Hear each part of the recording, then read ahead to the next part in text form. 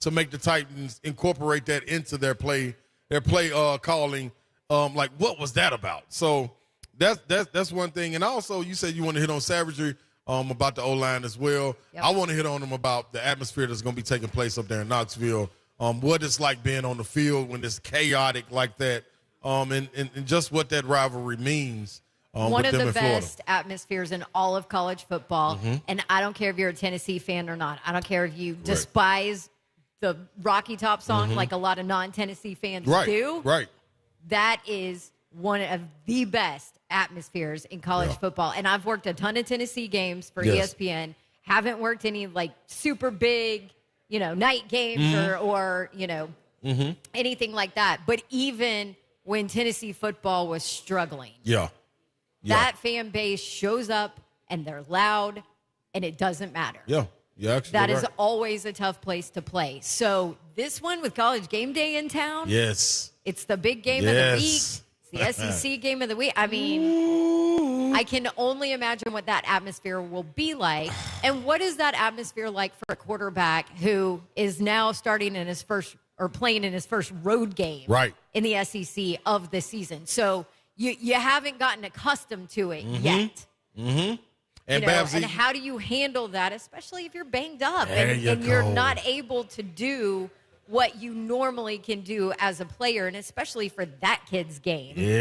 And what he does well. Coming in a little shorthanded. That's a recipe for disaster. And guess what, Babson? Coming in shorthanded, a little banged up, everything you said, nobody cares. Oh, I know you don't care. Oh, yeah. I heard it yesterday. I don't give a damn. That's right. Go Wolves. That's right, Babsy. About Florida. Steve Spurrier not showing up. That's right, Babsy. That's right. The visor ain't coming back. Yeah, that's right. That's right, Babsy. It's mean, and I mean it, every bit of it. But, we got to say, everybody, you can tune in, man. Zone TV is up and popping and running. So you can join us right there on YouTube, on Facebook, on Twitter, and Twitch. Twitch, please. Okay, man. So lock in. Y'all make sure y'all hit the like button, man. We would really love that. But we got a lot to dive into, Babsy. We got things to give away. We got people to hear from, 615-737-1045. We got a lot going on, so we will squeeze you in when we can. I know that we have a lot of guests today, and a lot of phenomenal guests, but we will squeeze calls in between. Yes. What are you worried about? Where do you need to see more from the Titans on Sunday? What are you excited about college football-wise on Saturday? Obviously, Florida and Tennessee is all the talk, but there's some other good games out there. A&M in Arkansas. Yep. That's a good one. I'm working Baylor at Iowa State. Babs going to Ames. Going to Ames. Not sure what to do in Ames. What to expect out there. We'll see. Now, that is an early 11 a.m. kick. That's I have a feeling that crowd will still show up, though. But a lot of good games out there, and we want you to be involved in today's show as well. 615-737-1045. We have Ramon Foster, the OG, coming up after this break, but then we will take your calls after we chat with Ramon. Titans and Balls Talk is coming up next on 3HL. Stick around.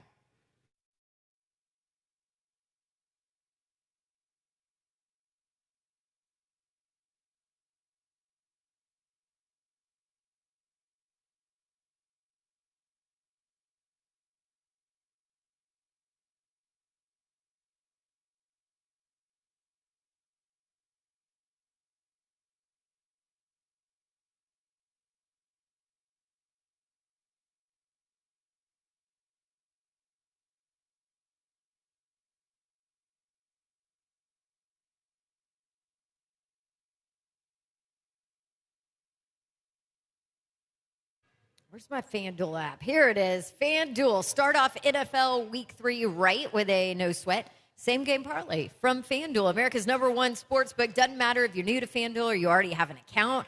You will get free bets back if your Thursday night same-game parlay does not hit. NFL same-game parlay is the perfect way to combine your bets for a chance at a bigger payday. It was funny. I was out and about today, and somebody brought up FanDuel and said, I love how you can put together these fun same-game parlays. I love all of the boost and the odds boost that they have on their app. I love how easy it is. I'm like, yep.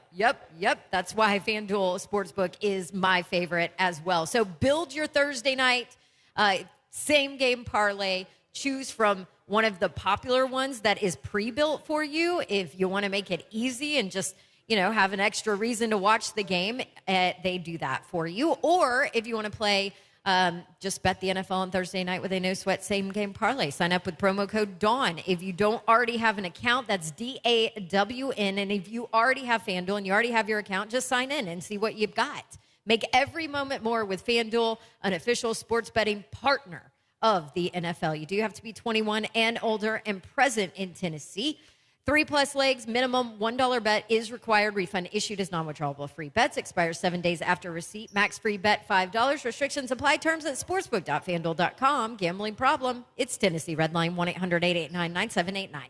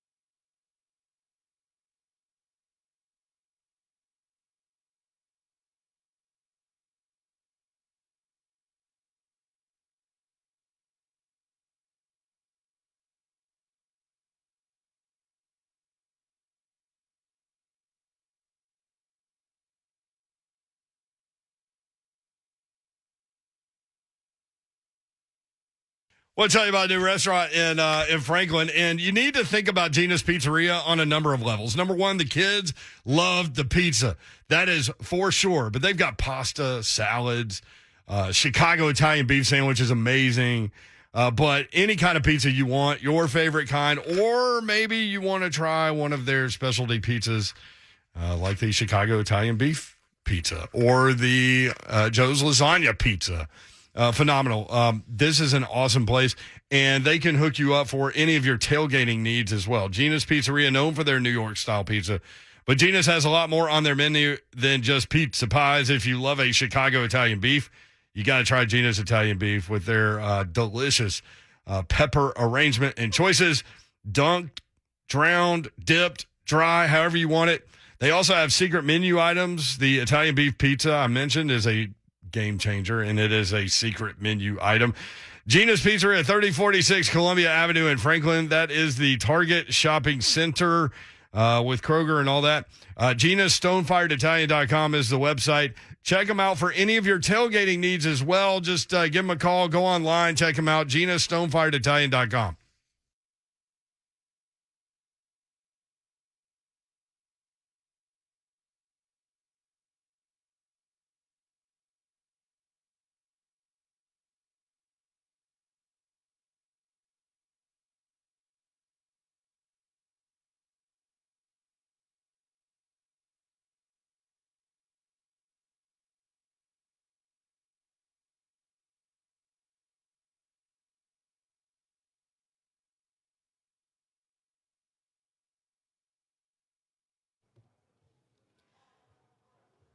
Welcome back to 3HL and welcome back to Clarksville, Tennessee. We are at the Buffalo Wild Wings in Clarksville. Address is 110 Southampton Place. Hey. If you want to come on over and see us. Clarksville peeps know where this is. No One question. of my favorite B-dubs out of all the ones that we go to. I love the setup, love the bar, love all the TVs. So come on in and hang with us for a little bit. Ron Slay is here. What's happening? Guess who else we have? Who? The OG. Who the Big hell Savagery? Ramon. Hey. You know. Say my name. Ramon. Do what? Say my name. I don't have a damn clue who the hell you are. Yeah, you do. Do you respect the bad guy? Ramon Foster is with us. I know who you are. You got anything left in those legs? Can you go block for the Titans? You know what? At this point, I just might. They put Jamarco Jones on IR too? Yeah, it's not pretty. I don't even know what to say. I'm not trying to be a Debbie Downer about this, but man, like finding an offensive lineman right now, that's a stretch. So I'm hoping they got a better plan than I have in my head right now.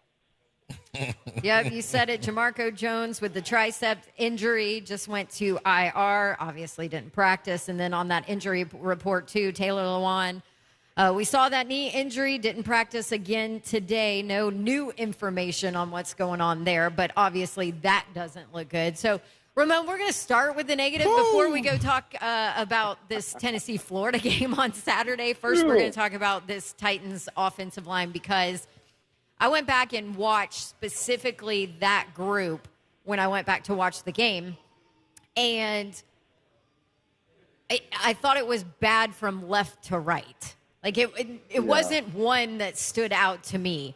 But in a big picture question, what went wrong with that unit? Couldn't find any cohesion as far as the run game goes. You guys know, like I know, the Titans are a run-first team, have always been, and unless something changes, over these next few weeks, I think they're going to stay that way. So they can't afford to have games where that run game's not clicking. And this is the way it operates, too, sometimes. Derrick is a guy that beats you down over time. With that being said, if they're not getting the yards that he wants or you continue to get negative yards, then that really makes you go to what you're not good at, and that's throwing the ball through the air. And that's kind of what we saw this past weekend. It wasn't just bad as far as giving up sacks and stuff like that. There was pressure that was given up, but just first and second down ate the Titans up. And it was just, one of those days that nothing worked for you. And this is the other side of it, too, is the Bills are a really good team. I think we all witnessed that this past Monday night simply because offensively they were good. Defensively they got takeaways. And then on special teams, whether it was a rookie and Kyle Phillips that did it or not, I mean, you got to admit they got turnovers on special teams. To me, that said that team is clicking. They're clicking really good, really early within, at the beginning of the season. And I hate that the Titans were, a product of what they were good at on primetime football. Well, Savagery, listen. When we talk about King Henry going downhill and getting going and finding the crease and being able to break it, the and offensive being better line with 25 carries a game. Exactly. Yeah. So yeah, that brings in every time I talk about the trenches, man, on either side of the ball, it's a part called physicality that goes hand in hand with it. Are you even seeing that out of the guys? Like when I went back and watched the film, it was difficult to find parts where you could just say, okay, well, he's being physical right here. Maybe that could trickle down. Did you see any of that while watching? You know what? Even if you did see one guy be physical, you didn't see all five. That's the thing about an offensive line is it takes time to kind of grow together. And then you got to look at the situation. Taylor's, back from the ACL, but she got a new left guard. You got Ben Jones also, who's an older player. Now, I never crap on an older player. If you continue to play, man, do your thing. I'm all for it. But Ben goes down a little bit in the game. You have to move Aaron Brewer over also.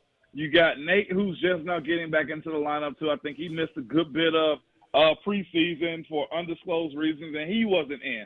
And now you also got a rookie right tackle who was in a competition with a guy that was supposed to take that spot, actually started off camp in that position, but lost it. So there hasn't been any cohesion. There hasn't been any build-up of what an offensive line should be. I'm sorry to kind of break the news about it, but those guys got to kind of go.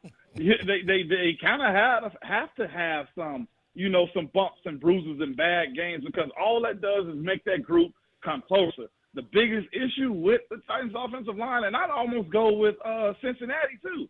Cincinnati's invested a lot of money in their offensive line. And I think people think that you can just put that group together and then, boom, they're good. No. You got to figure out how the guy to the right or left of you works. You got to also figure out new guys. How much help do you need from me? How much emphasis of what you do well do we need to focus on? How do we hide your deficiencies? That's what Cincinnati's going through right now. So it's not just a Tennessee thing. We're seeing teams across the league. The Steelers, they're in the exact same situation also where you expect because you got pedigree guys that they're supposed to just, okay, it's supposed to click. No. Look at the teams and how you build, how coaches have built them up. They start with probably a tackle. Then they go get a center. Then they get a couple guards. Then they have one of the system guards come into play. And next thing you know, you got a group of guys that have been together, grown up together, and you can say, man, that is a bad unit right there. You look at Buffalo. They've kind of done that a little bit. I'll be completely honest with you, too. I know this is going to sound very weird to kind of say, but people laughed at Detroit when they went out and got that tackle last year.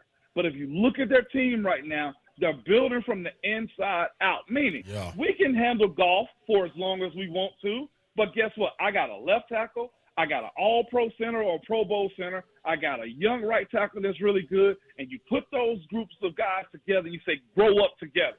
And mind you, the quarterback, he's going to figure it out. And that's what I feel like they're doing. To me, Detroit's next piece will probably end up being a franchise guy simply because they got a group in front of them that's going to be able to protect that guy and make him feel comfortable. Look, that's the same thing that Dallas ended up doing with Dak. Dak looked good and Zeke looked good because they ended up having Smith at left tackle. Then they go get a guard. Then they get a center. And then they go get a second-round tackle out of LSU, and they just started plugging and playing that left guard.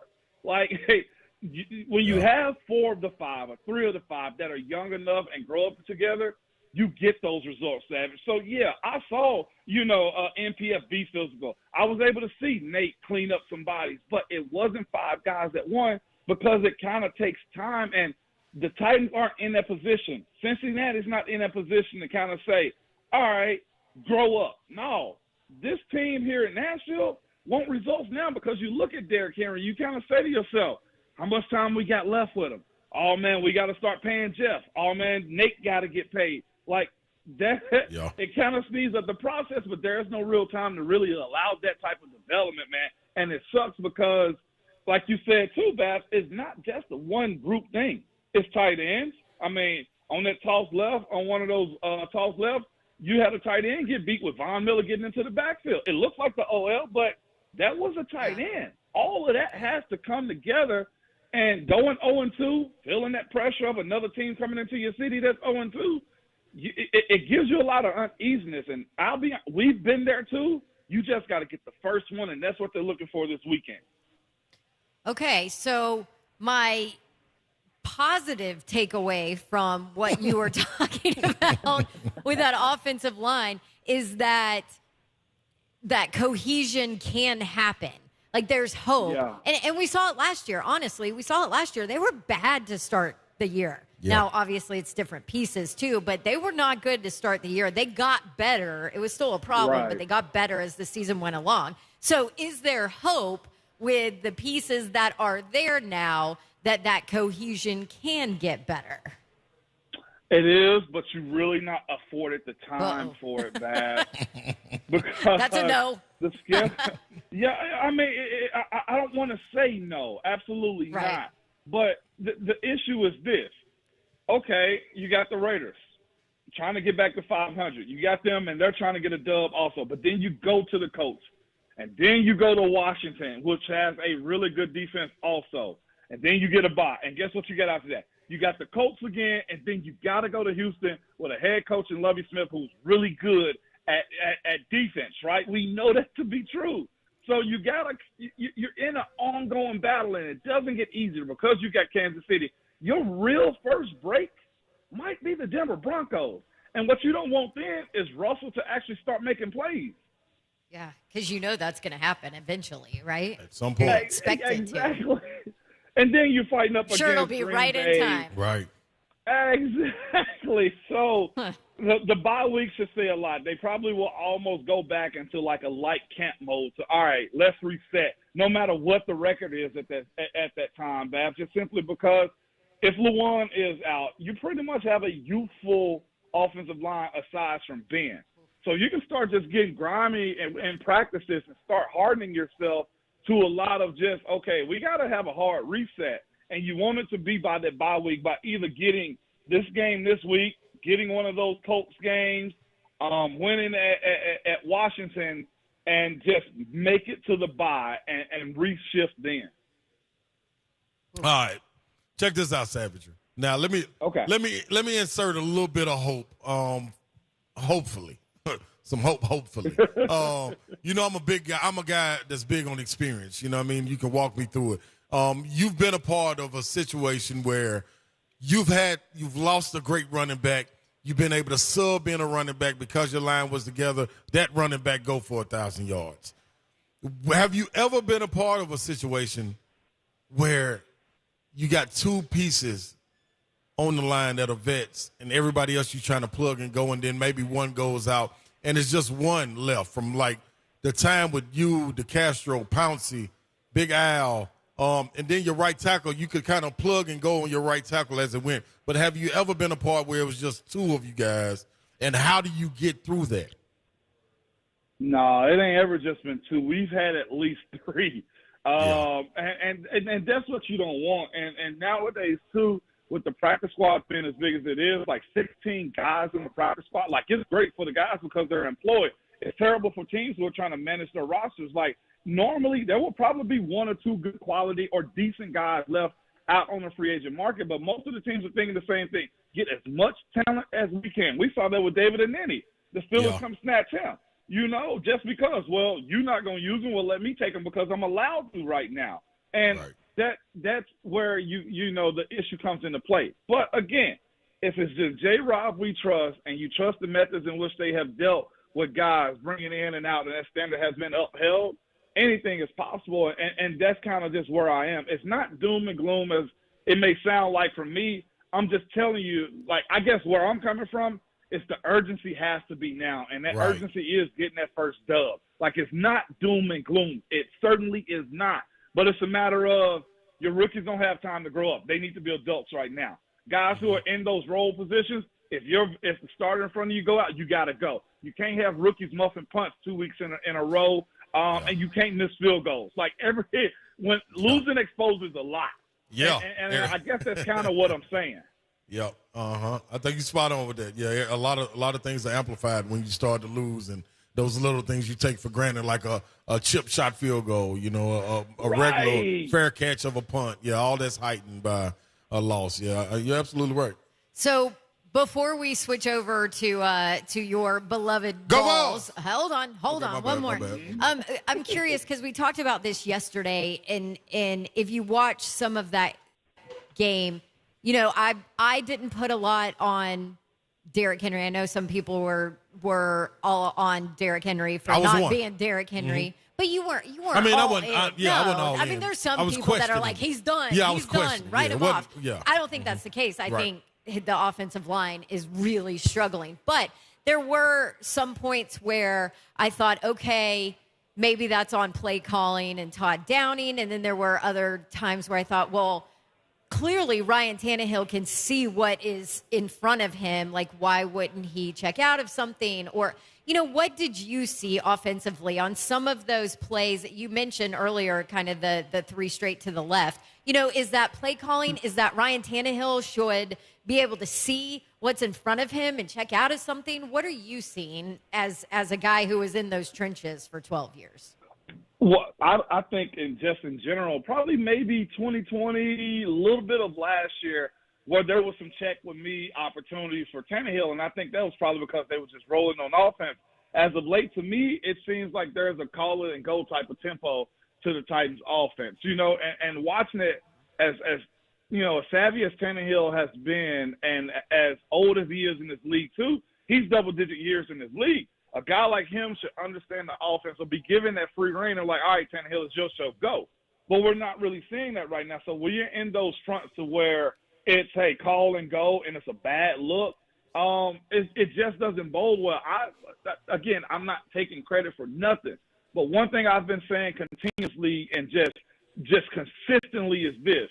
If this offense want to go and you want to be able to do what you want to do in the run game and the pass game, Tannehill has got to take control of this offense, so they got to give him the keys to it. I honestly do think he can do it because he can read defenses. He can command the huddle. He has the respect of his team. I almost question why they don't allow that more often. It'd be times in the games for us, and I'm not comparing, Tannehill to Ben, but they're like, all right, Ben, it's your show, call it. And it was just that. And it was, all right, guys, easy, check with me. And we go to a better play. I'm not sure if we're consistently getting it, and that's one thing that I love to see because I heard Todd Downing earlier today, he said, why run the play 2 times to the left? Well, one was in regular and one was in sub defense.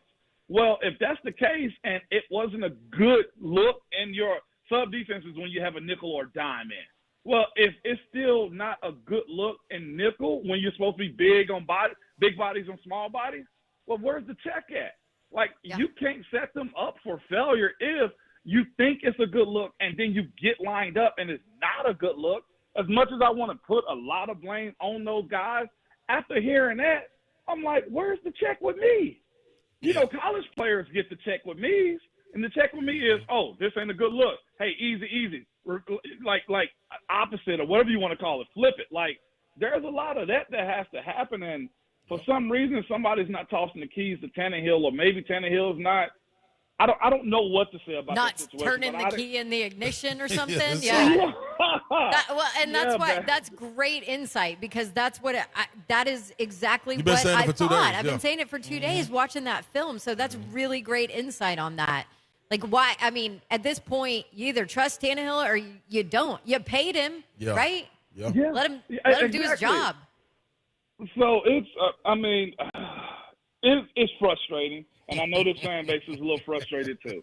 I didn't even want to get like this with y'all today, man. Well, you know what? Let's switch gears, Ramon.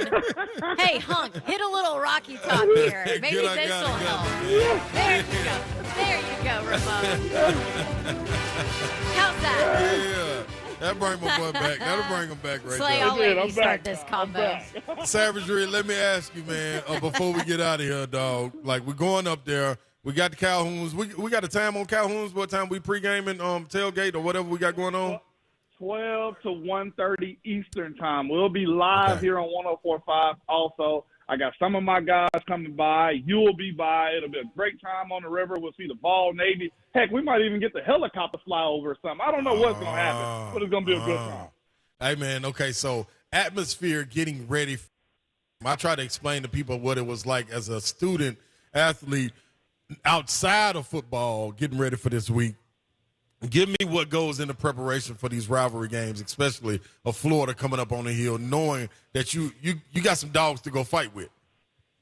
Man, it's a good feeling. Knowing you're a good team, knowing you walk into that stadium and it's all of them versus that little group over there on the sideline, and all you want to do is survive and get that dub. Like, it's nerves getting off the bus to go to the ball walk. It's nerves walking down that tunnel to go to the locker room. It's nerves going onto that field to say the team prayer. It's nerves as far as – and all of this is good nerves, good energy, good feel. Like, and Will kind of brought something up today as far as, you know, Vol Nation. Like, if there is an opportunity for something to go bad, don't harp on it then. It's a full 60-minute game because the guys aren't focusing on that. One turnover, one big play by Florida, you can't allow that type of stuff. And I think that's where when you know you got a good squad, like that's one of our game maxims. If the game of breaks go against you, don't let up put on more steam. You know what I'm saying? Like, that's the mentality of a team, like in a dogfight of what I think this is going to be against Florida. I'm looking forward to it, man. Buck Rising said he found the ticket to come up to the game. So he's going to get an opportunity to experience that because he's never seen it going to a Vanderbilt and Indiana University tailgate. No, this is – I thought, okay, Ole Miss last year was good, Savage. And you remember how that was. Yep. I think this one might be times 3. Yeah, we're going up a couple notches, man. So enough, man. I ain't going to ask you for your prediction. Everybody can get that on Ramon and Will. Weekdays mornings from 6 to 10 on 104.5 The Zone. Y'all tap in with them, Big Savagery. We appreciate you, man. Go Vols, baby.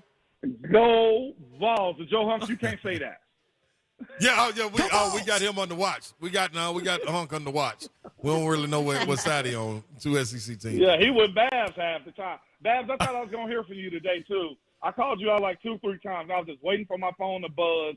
And you must have been asleep or something. I don't know. I was going to throw it out there, Savage. I was going to throw it out there. Me. No, I was on player calls this morning, so I didn't get to listen this morning. Oh, okay. I was waiting for that Dawn Davenport to pop up on my phone, and you let me down, Babsy. Oh, well, I'm going to have to go back and listen to it. You I'll go get check you it a out, nice Babsy. earful on Monday. You know what? I don't have a leg to stand on right now. My team's a disaster. Appreciate you, Savage. Everybody go through it. All right, y'all. Yeah. All right, yeah. man. I'll ask you guys how to get through it. Because we know. You guys know. We darn sure know. All right. Hey, should we do a giveaway right now? Yeah, let's most definitely do it. CJ, you got the box? Oh, he's got to go get it. CJ We'll got take a plenty. break. We're going to take a break. We'll pick one of our pair of ticket winners right when we come back after the break. And if you want to jump in this conversation, what Ramon just said about the Titans, really interesting. 615-737-1045. Give us a call. We'll give away our first pair of tickets. You got to come here for the 3 sets of tickets that we're giving away. Put it in the box. B-Dubs in Clarksville. Come here, and then we'll also give another pair of tickets away at 5:30 over the phone. Quick break. We'll be right back. This is 3HL 104.5 The Zone.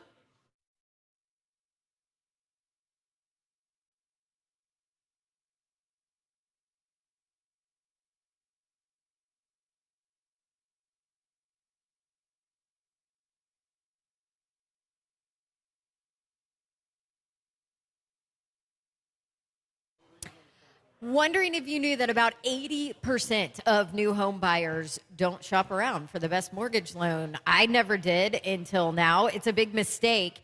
You should call my friends at Loan Pronto. Not all mortgages are created equal, and people who use Loan Pronto, you could save on average $3,500 just in closing costs. And on top of that, they'll get you a better rate, which saves them thousands more every single year. Your banker or your agent's go-to lender are probably awesome people, but just don't assume that you're getting the best deal for them. Let Loan Pronto see if they can get you a better deal, a quick second opinion. You can even just go to loanpronto.com, check it out there, And I bet you they can get you a better loan and a lower rate without all those annoying closing costs. And one of my favorite things, not all of that paperwork that you have to go through. LoanPronto.com. Call now to get pre-approved in a matter of minutes. 615-499-5780. LoanPronto.com at 615-499-5780. Equal housing lender, NMLS 1661781. Subject to lender approval. Not all loans apply.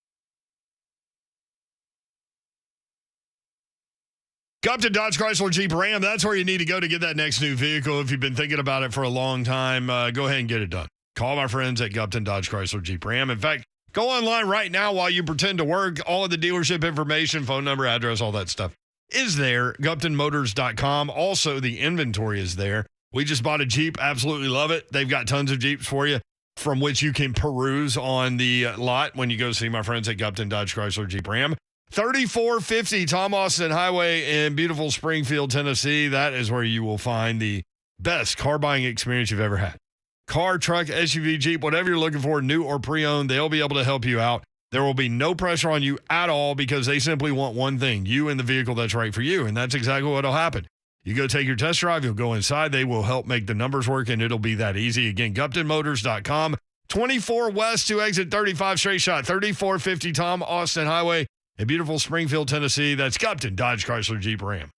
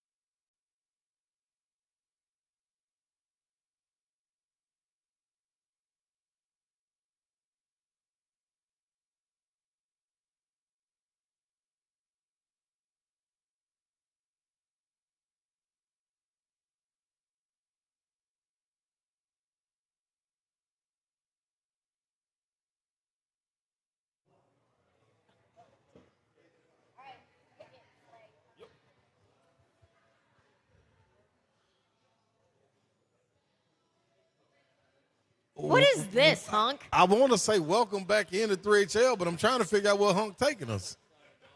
It's Prince. We understand that, but like, what's the madness to the method? What's the method to the madness? Like, why'd you pick that? Because I was feeling it. I saw it and I said, man, I hadn't played any Prince in a while. Let's hit Prince. You don't need a good reason to hit Prince, except unless it's Vikings week. Then you don't do it. Why didn't you pick a different Prince song?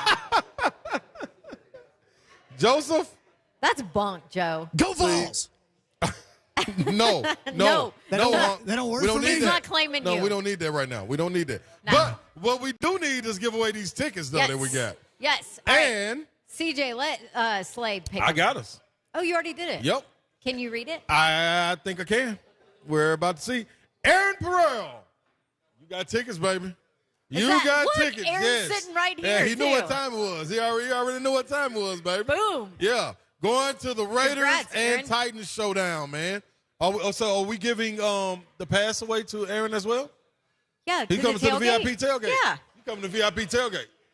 You coming to VIP tailgate? Okay, that's what I'm talking about. Yeah. All drinks, all food, all you can eat, all you can consume. I think he gets two, right? Billy. It's a pair of tickets and a pair of passes. Yeah, to the here we go, tailgate. baby. Congrats, all right. Aaron. Thanks, Aaron. Yes. Man, y'all better get up here, man, in Clarksville, Buffalo Wild and Wings. he Put your just name in took the the box. shot. Look at that. Anything. Well, I wish I could get over there with Aaron right now. I know. Yeah, I'm feeling it. Go Vols. Go Vols. That's Okay. right. Moving on. We got some callers. Why don't we jump into the phone lines here? Let's do it. 615-737-1045. We have a few minutes here before the top of the hour, the 4 o'clock hour, and then we'll get with Greg Cosell, our film guru guy. That's at 4:20. But before we do that, let's go to Nashville. Scott is on the phone in Nashville. Hey, Scott. They got something at the rings on there. They get all that piece together, John. Hey, Scott, you're live on the air, buddy. We got you, Scott. Okay. Scott Paul ain't Scott. listening. That's it. Scott's Scott not just- listening. he like a- Scott's at work. Yeah. I'm glad he didn't say anything Yeah, incriminating yeah. there. Good Look, job. I can All tell right. you exactly what Scott wanted to say. We need to stop calling Derrick Henry King Henry when he's only getting 1 yard per carry.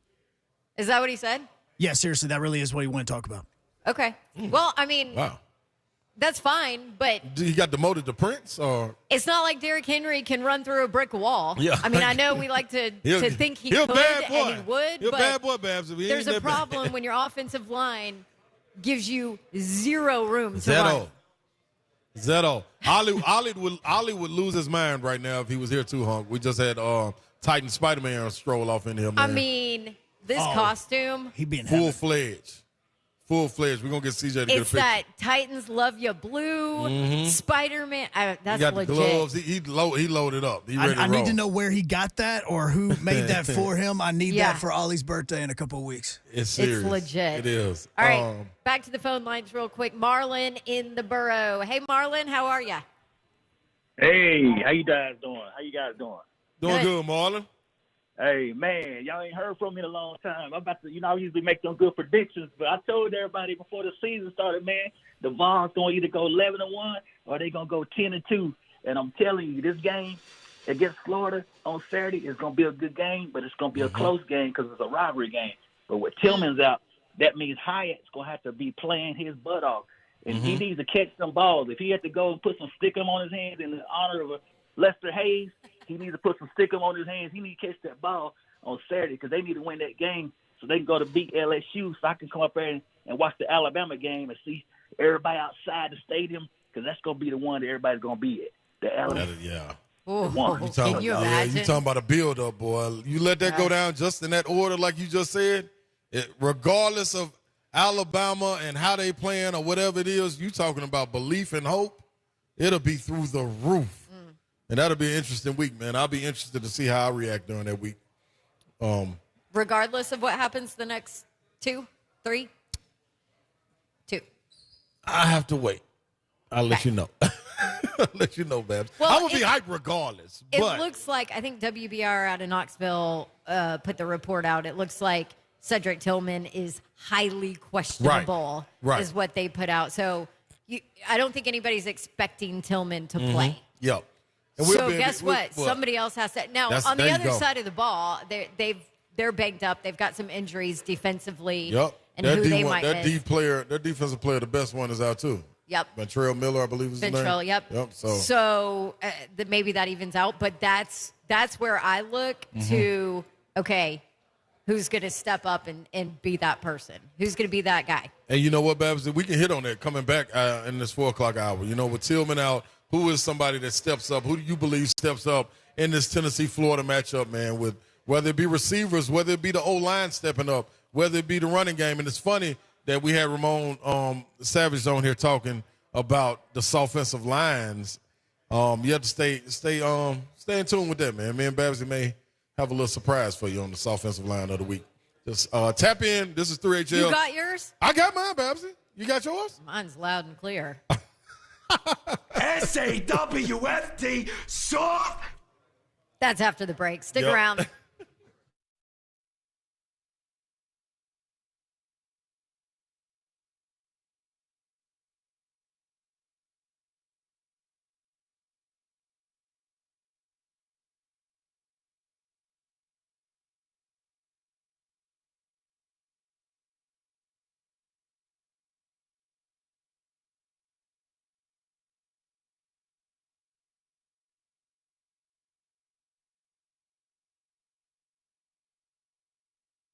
Tell you what, Blaine Bishop's one of his God-given talents was hitting people, that's for sure.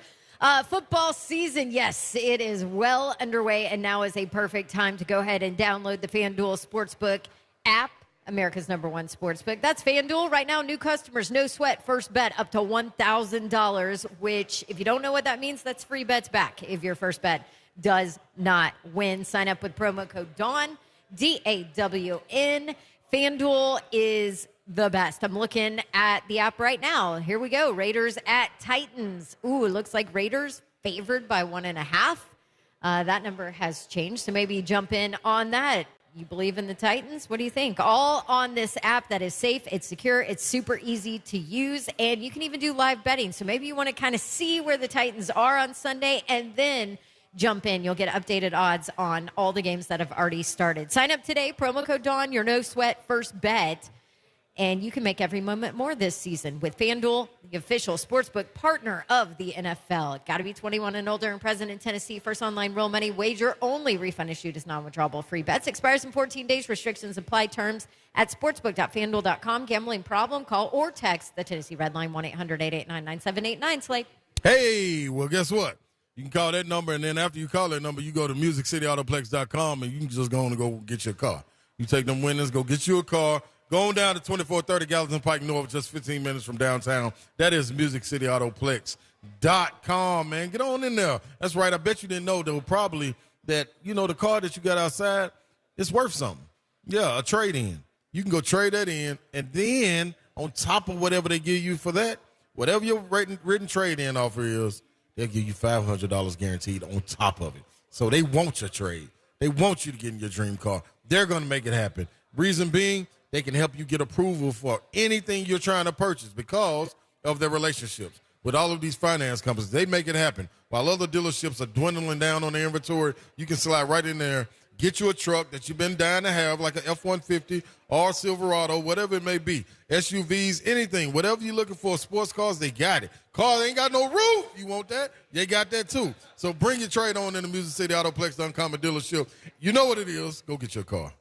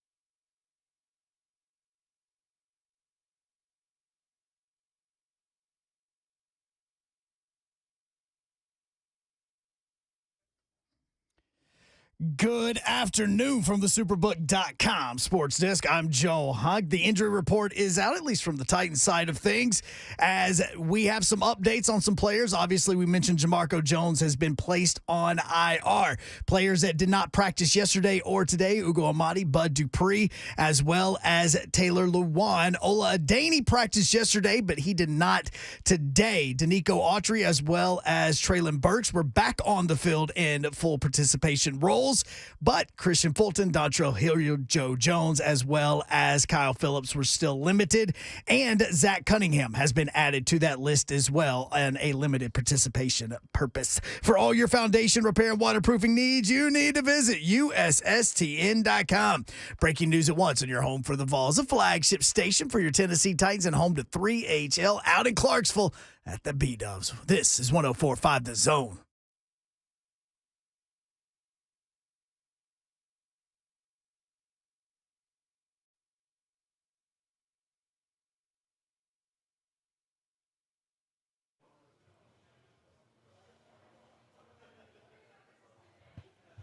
Welcome back in to 3HL, people. You know what it is, man. You're right here with me, Ron Slay, man.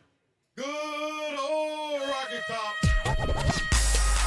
This kind got no root. At all. This kind got no root. No root. No root. No root. No root. Good old. Okay. Good Babs, Lord. let that ride. You gotta let that ride. That's her, man. She don't give a damn about her reputation. Like, get that crap off. Let's go. Yeah, man. They're back in here to 3HL. We off with talking about who will be the most impactful with a guy like Tillman out for the Tennessee Vols coming up against this big matchup. Game day will be in the building. The Gators coming up on Rocky Top 25 opponent. I mean, this is what you're looking for. You got your big-time threat, your security blanket for Hendon Hooker. Cedric Tillman expected to be out. It's highly questionable, air quotes. So Highly questionable. yeah, who steps up is the question. We would love to hear from you at 615-737-1045. You can chime in also. Facebook, YouTube, Twitter, and Twitch. Twitch, please. Okay, thank you, Babsy. And so for me, Babsy, straight off, I think when it comes to the single matchup security blanket that said Tillman gave you, meaning it's 3rd and 8 and you need a big-time catch, break it with some yards after, Brew McCoy is my guy. Brew McCoy is my guy straight off. When you're talking about a possession that's needed, big play threat, I think you can go elsewhere with Hyatt and people of that nature, but that's who I'm going with just straight off the bat. Now, if you could feel differently about that because a lot of people keep going to this is going to be a running matchup, a running game. Everybody wants to run the ball, and I understand that, but to me, you can't go away from what is your bread and butter, your bread and butter, and that is Tempo.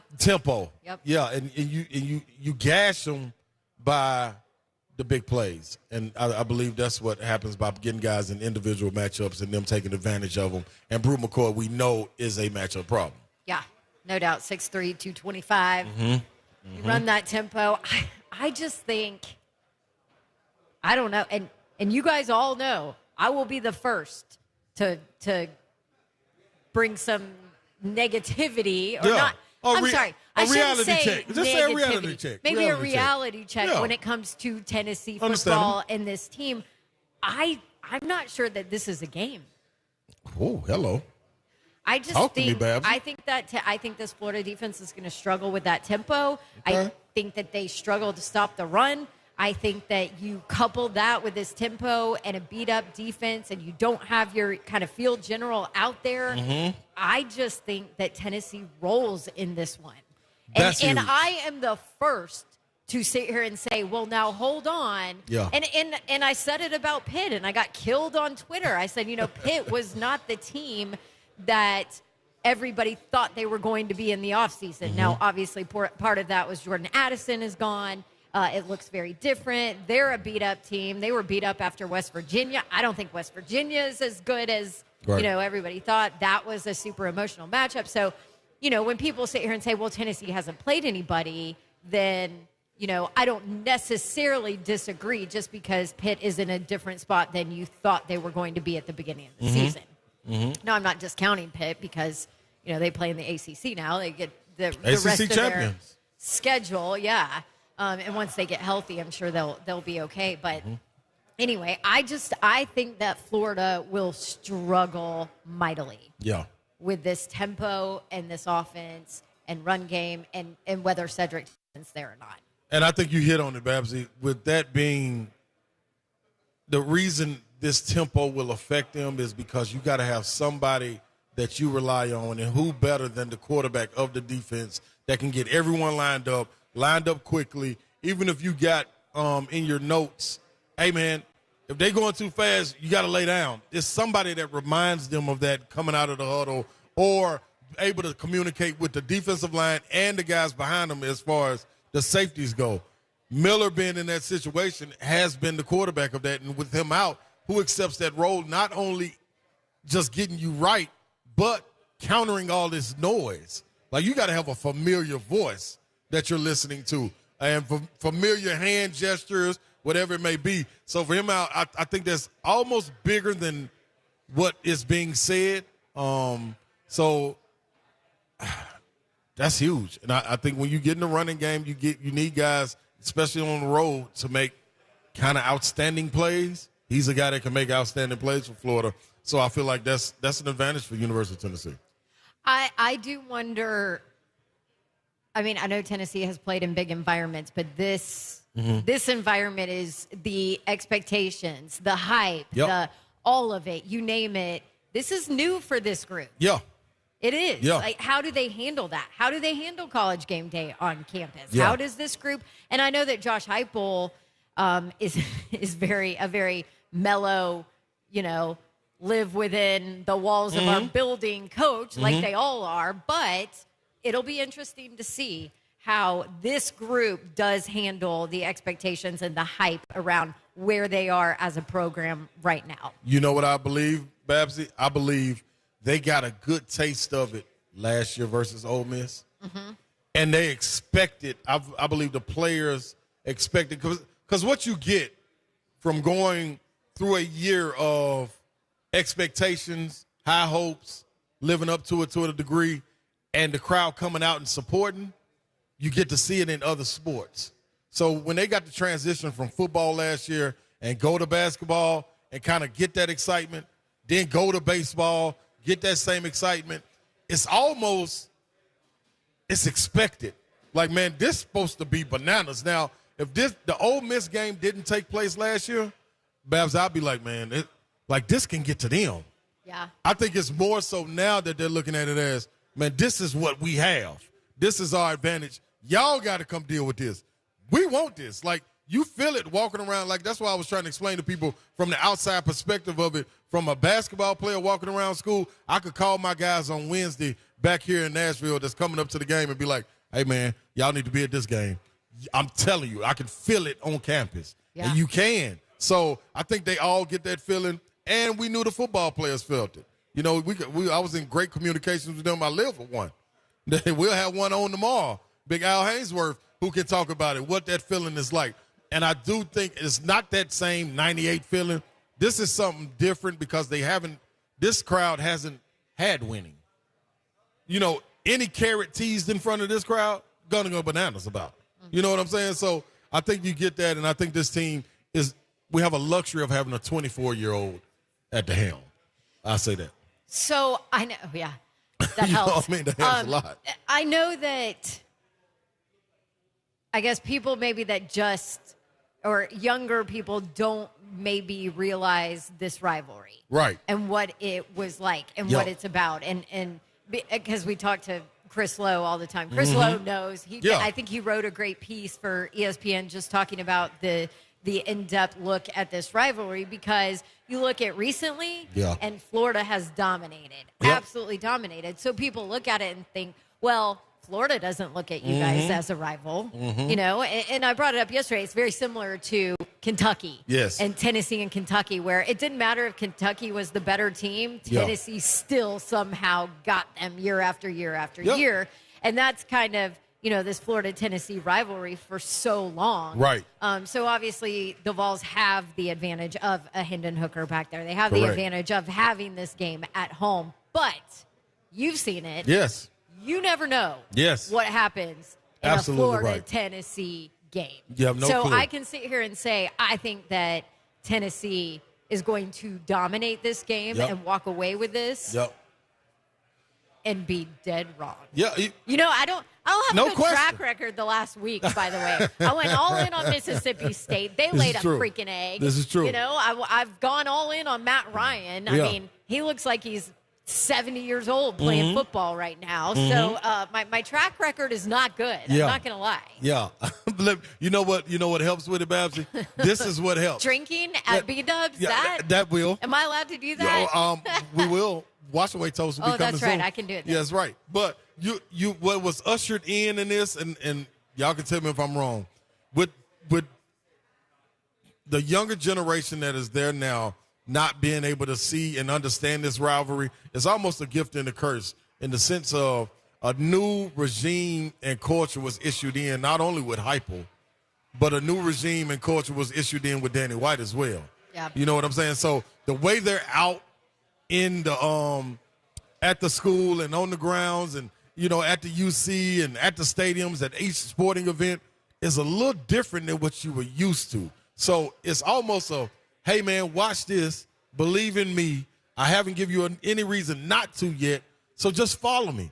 And they following, there's a lot of excitement following them. And it's a lot of winning going on in each sport. So we'll see. We'll see exactly what happens. I just don't think they're used to the losing of it. Now, Vol Nation is, but the people that are at that school who they're surrounded by and the people that are being in that stadium supporting, they're not. I don't believe. Yeah, you can't say now, Babs, don't you say that outside that stadium. Because everybody gonna be like, oh, you a fool. Yeah. You know what I'm saying? Like, we know what it is. It's 16 out of the last 17. Right. You know what I mean? Yep. But I think it's a little different for the players, the people that got to go out there and prove it. Where were you in 2016? I was at that game. Were you there? Yeah, I was about 15 rows up. No way. Screaming. And were you still playing around. Overseas? I was. Yeah. So I used to always be able to catch the first 3 games before I left. I always pushed my contract back to make sure I catch at least Make sure you games. could catch a couple. I got to catch a couple games. So 2016 was the last time that ESPN's College Game Day was there. And, yes, that was a 21-3 halftime score where Tennessee was down. Yes. And I will say, Came Babsy, back to win it. that was one of the first times I didn't see people leave. Well, and At halftime, like, people didn't leave. Even though they were getting blasted, like, nobody left. It was kind of like, why everybody hanging out? Like, we can go out here and party. like everybody knew. I saw it against Alabama. When the second quarter arrived, guess where we went? Hey, man, we're going to go out here to the tailgate, man. What y'all finna do? Oh, nice fan base. Yeah, What? this was real. This was real. I ain't going to sugarcoat it. It is what it is. You know what I mean? But everybody held on for that game, and they came out and struck. Yep, that was the last time Tennessee beat Florida. So there you go. We'll see. Thanks It for should be a reminding good everybody, one. Babs. Just letting you know. It should be a good one. Hey, we're going to transition back to Titans talk. Greg Cosell, the best in the business at film study, will join us. What went wrong with the Titans against the Bills? How can they fix it? And what can we look ahead to on Sunday? 3HL, we are live at Buffalo Wild Wings in Clarksville. We got a fun little group of fans here. Starting to kick it all off. There we go. Yeah. Come join They're in us the all building. right here at Buffalo Wild Wings in Clarksville. We'll be right back.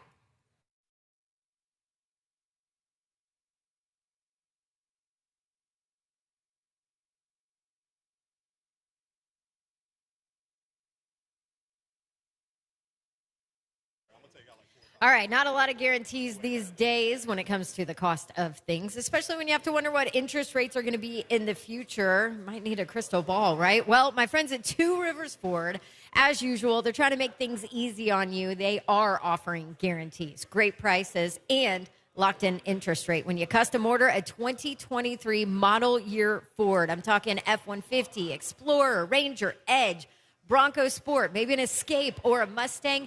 2.9% APR for 60 months for all you qualified buyers out there. Order now. Lock in a great rate for whenever you start paying. And that right there, my friends, is peace of mind thanks to Two Rivers Ford. On top of that, they'll give you $500 bonus cash and lock in your interest rate. And they always give a complimentary works package oil change whenever you buy a vehicle. Best prices, guaranteed rates, locally owned dealership with non-commissioned salespeople who rock. It's just like the good old days. Two Rivers Ford. That's where you need to go to custom order your next Ford. Go see my friends in Mount Juliet at Two Rivers Ford.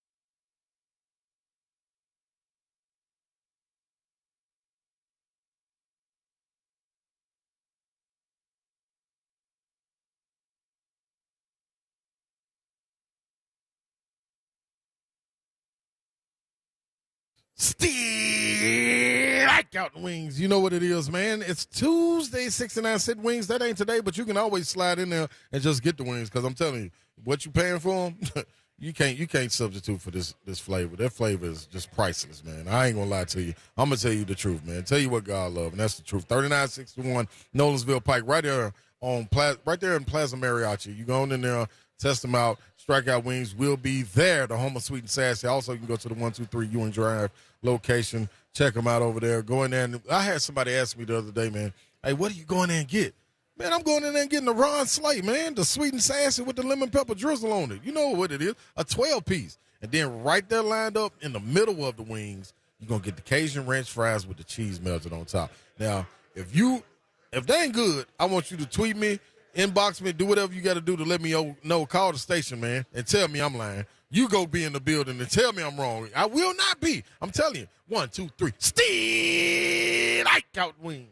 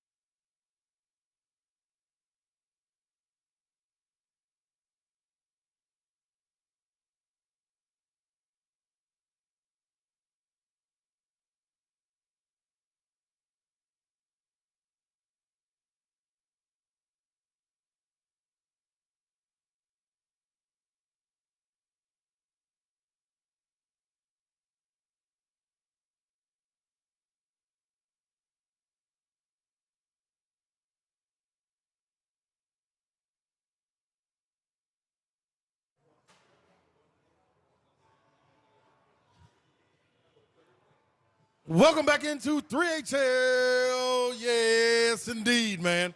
I appreciate you all being here for us and with us. You know, we got up here at Buffalo Wild Wings in the Queen City, Clarksville. It's live up here. We got the drinks flowing. We got the food going. Me and Bab setting it on off. Matter of fact, hold on. Hey, can we get a noise? Tighten up on 3. Let me get a tighten up on 3. 1, 2, 3.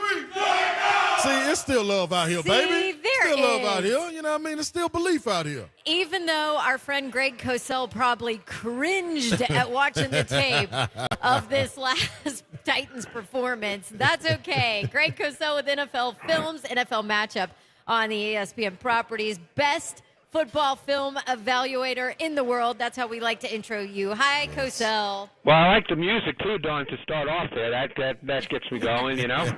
Yes. We figured we needed to do anything we could since you're going to have to talk about what you just saw on film from this Titans offensive line. So. What would you like to discuss, Dawn, this after last Monday night's game? What in particular would you like to discuss? I got a couple things, Cosell. Well, right. Yeah. I mean, what I want to discuss is the offensive line play or the lack thereof. Or what did you see? I felt like it was across the line. Like it wasn't just I thought Nate Davis struggled mightily, but I felt like it wasn't just one guy. It was across the board.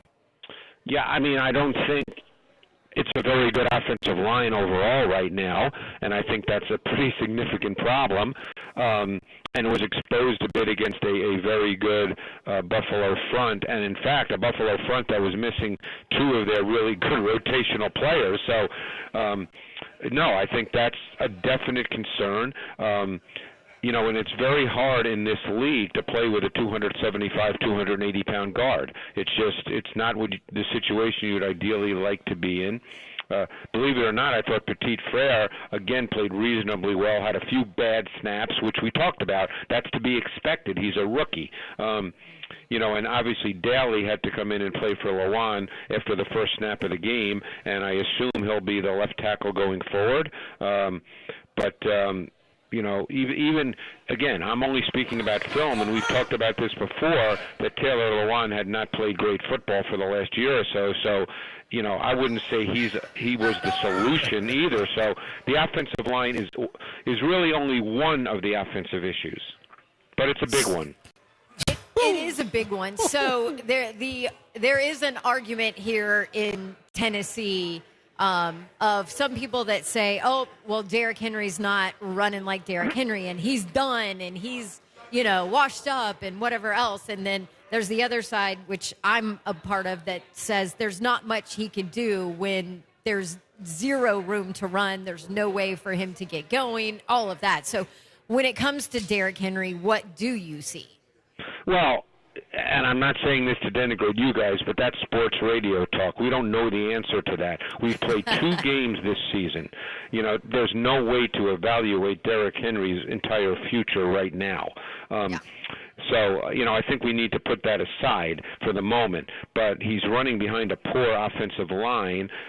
Clearly, there have been no big plays in the run game. And I think because of Henry's past and this offense's past history, many people expect Derrick to get a 40, 50, 60-yard, 70-yard run every week. And he's done that enough where you just assume that that's going to happen. And quite frankly, those kinds of runs are rare in the NFL. Derrick Henry has been a truly special back, so he's had some of those, but they don't happen very often in the NFL. So the question becomes, if you can't do that, then what happens? And that brings us to another concerning issue with this offense, which you probably would like me to discuss as well. Yes. Well, because I always remember you saying the Titans have to figure out how their run game or their pass game can exist, you know, separately from their run game. So I learned that talk to us. I learned that from someone a hell of a lot smarter than I am, and that's Bill Walsh. But the bottom line is, when it comes to their pass game, And obviously Treylon Burks is a rookie, and he did show the ability in college to be a vertical threat, but he's still not a burner. So we don't know if he'll be a vertical threat in the league. But the larger point is they don't have any team speed on offense. And it's very difficult in this league to play on offense without any kind of meaningful team speed.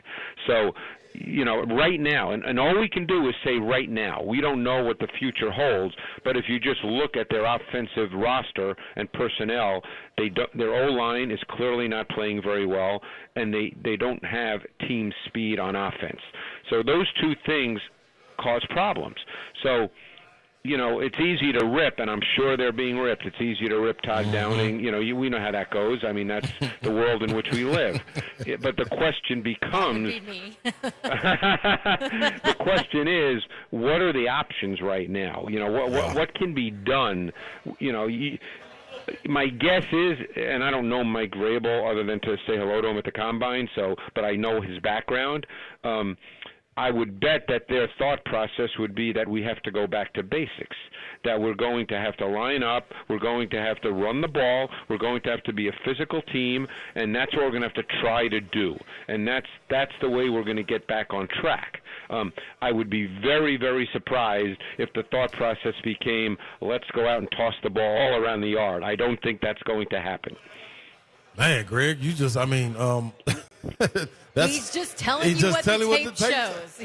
Yeah. And this is what I want to know, Greg. So when watching the film, the O-line is bad, understandable. You don't have speed on this team, not burning speed. No. But do you have guys when watching the film, receivers that you see with a little bit of separation, as they like to say, NFL open? Are you seeing any of that across the board? I think, Slay, what you're dealing with, and this is where, then it does become incumbent upon the staff to some degree, and believe me, these guys all know this. I mean, I know fans probably think they don't know this, because they're fans, and we want fans. That's what makes the sport, any sport. But what you have to do is schematically create opportunities, and that's. And the key thing about that is that's what you can do in normal down and distance situations. So now you get into another discussion of, okay, it's 1st and 10. You're going to get a lot of those in games. So is 1st and 10 now a down for Derrick Henry, or is 1st and 10 now a down for some kind of schematic structure in the pass game to try to create explosive plays? Because the reality on 1st down when you play against defenses is that you get tendency-wise, pretty predictable fronts and pretty predictable coverages. That's where you can be most aggressively proactive in your pass game in those normal down and distance situations.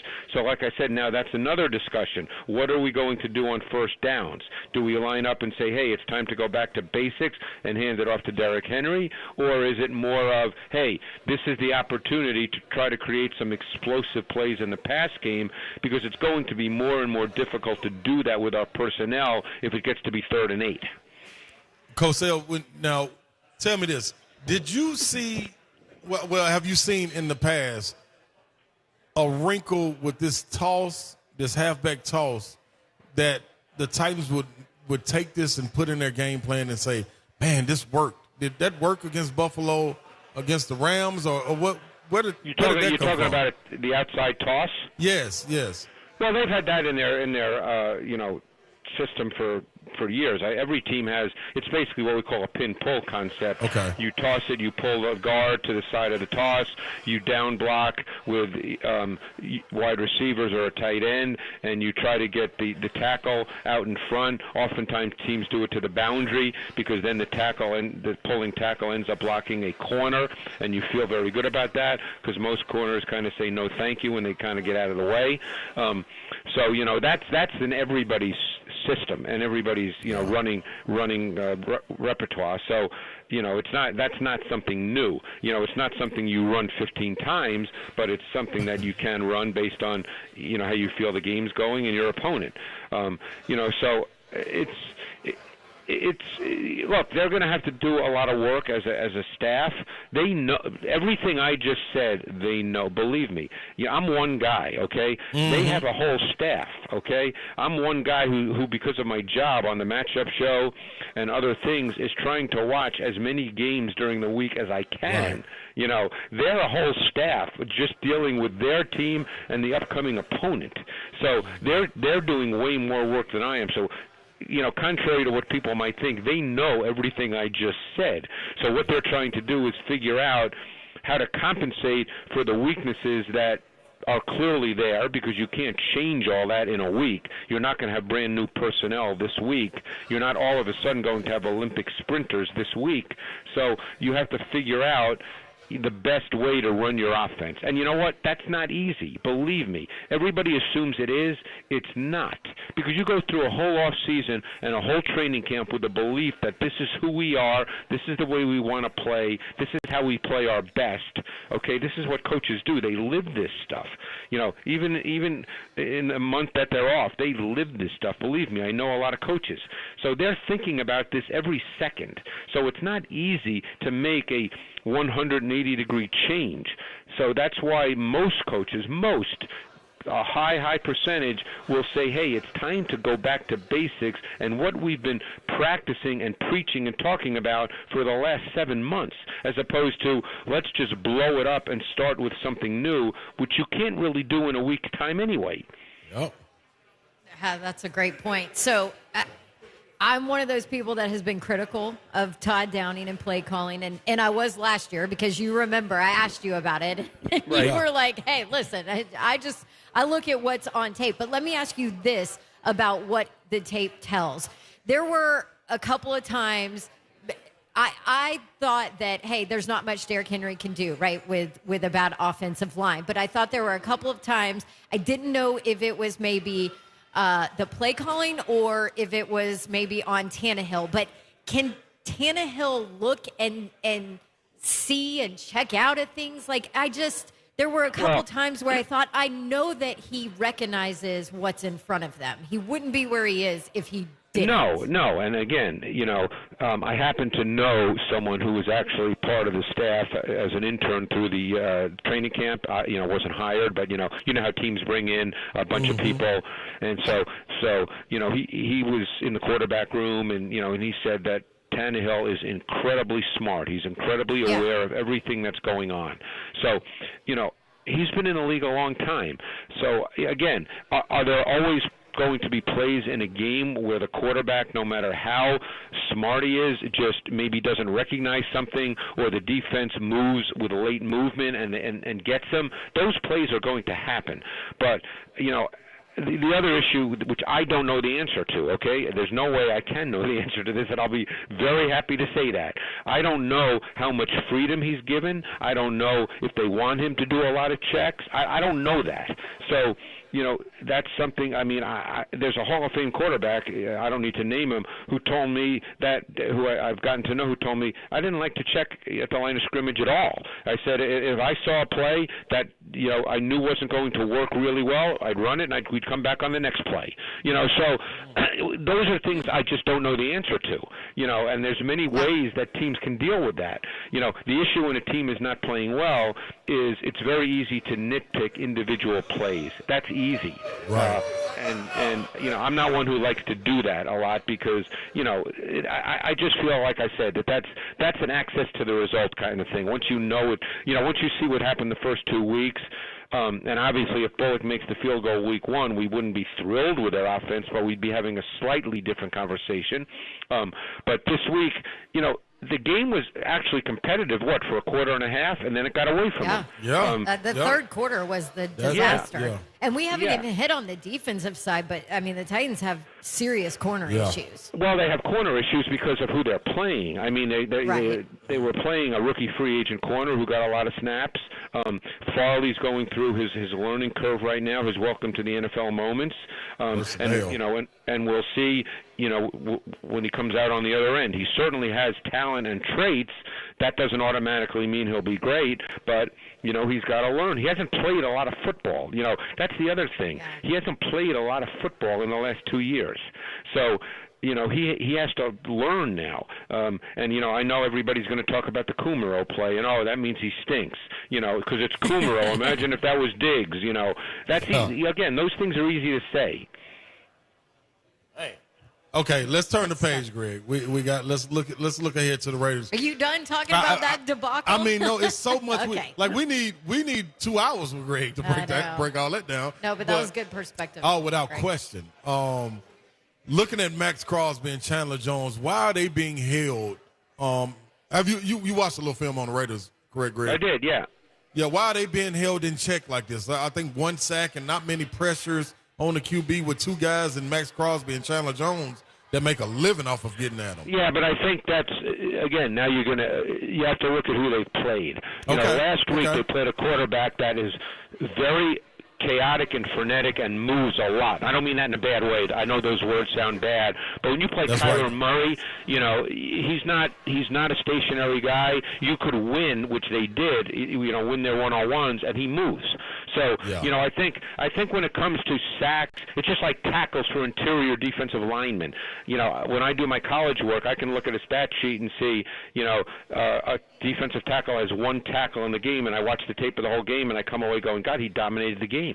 Right. So you have to be careful about sacks. I mean, Murray is a guy, obviously Tannehill's not that guy. Murray is a guy that is, he's like a cat. He just moves so fast that sometimes he can be very hard to bring down. In week 1 they played the Chargers, and Herbert just gets rid of the ball so quick. I mean, their pass game is incredibly timing and rhythm based. So he gets rid of the ball in the quick game exceptionally fast. So they play 2 quarterbacks where the statistical sheet is not going to look good, Ron. But you can't go into this game thinking those guys aren't good players. Right. All right, Cosell, we're running out of time, but real quick, before we go to the break, I do want to hit on Derrick Carr. What is he doing well? What is he not doing well on tape? I think, Derrick Carr is a really good thrower of the football, and you could say this about many quarterbacks. When they're clean and secure in the pocket, they look good, but he looks really good when that's the case. Sometimes I think that his base and his balance break down a little when there are people around him, and then he hurries his throws and he throws off balance. He has a tendency to do that, but if you can protect him, and now you get into the pass rush of the Titans, which I think that's another issue. We didn't really hit on that. Right. So if you give him a comfortable pocket with the weapons that they have, is Fulton due to be back this week? He's still on the injury report. So we don't know the answer to that. So now you got Adams, Renfro might not play either, I guess. Is he still in concussion protocol? I'm sure he is. But obviously Waller, they've got weapons. So Matt Collins has done well for them, and he's 6'3", 6'4", and he can run. So you have to speed up Derrick Carr. You can't let him be comfortable in the pocket. However you choose to do it. I once had a defensive coach who coached for years and years in the league tell me, if you rush 4 and you can't get there, you have to rush 5. You can't just let a quarterback sit there. Especially Derrick Carr. There you go. Good stuff always, Cosell. Man, we could have gone for like an hour today. Definitely. Appreciate it, Greg. All right, Don, have fun this weekend in Ames. Oh, thank you. It's my first trip to Ames. Is there anything I should know? Who does Iowa State play? They have Baylor. Oh, wow. That's a big game because Iowa State 3-0, right? Yeah, and Baylor's 2-1. Their only loss to BYU. So, and there's some NFL talent on both those rosters. Right? Oh, I'm sure. Yeah. Well, wait, Iowa State. Oh, they have the pass rusher. I love Will McDonald. I love that kid. Oh, yeah. I watched his tape this summer, and I actually watched him last summer too because I thought he would come out. I really like that kid. Yeah, I liked him last year. I got to see him last year in person, so I'm excited to see what he can do. Yeah, and then Iowa State has that receiver too.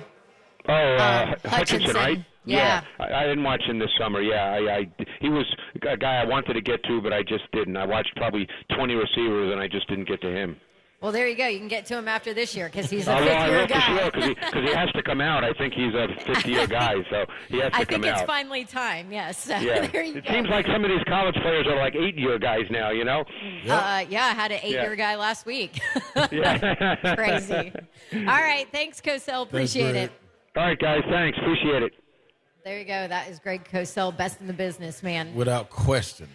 Contest. Where do we have the box to give Yeah, away come on, tickets? come on, CJ, let's go. Yeah, we got to roll. We got to Hustle, roll. hustle, roll. We got hustle. the- 1, Yeah, 2, 1, 2, 1, 2. CJ got a stroll. He got a stroll in a box. We got that's the unmatched. wash away toast coming up It next. most definitely Come is. join us live here, Buffalo Wild Wings in Clarksville. We're giving away. This is our second pair of tickets and 2 passes to the tailgate party that we are giving away, and then we'll give another pair of tickets away here on site, and then some club tickets at 5:30 as well. This one goes to Brenda Clark. Brenda Clark. Congratulations! She got tickets, baby. Oh, she's in the There building. she is. Yeah, let's There get you it. go, Brenda Clark. Titans heading Raiders. to the game on Sunday. We're back with a wash away toast after this.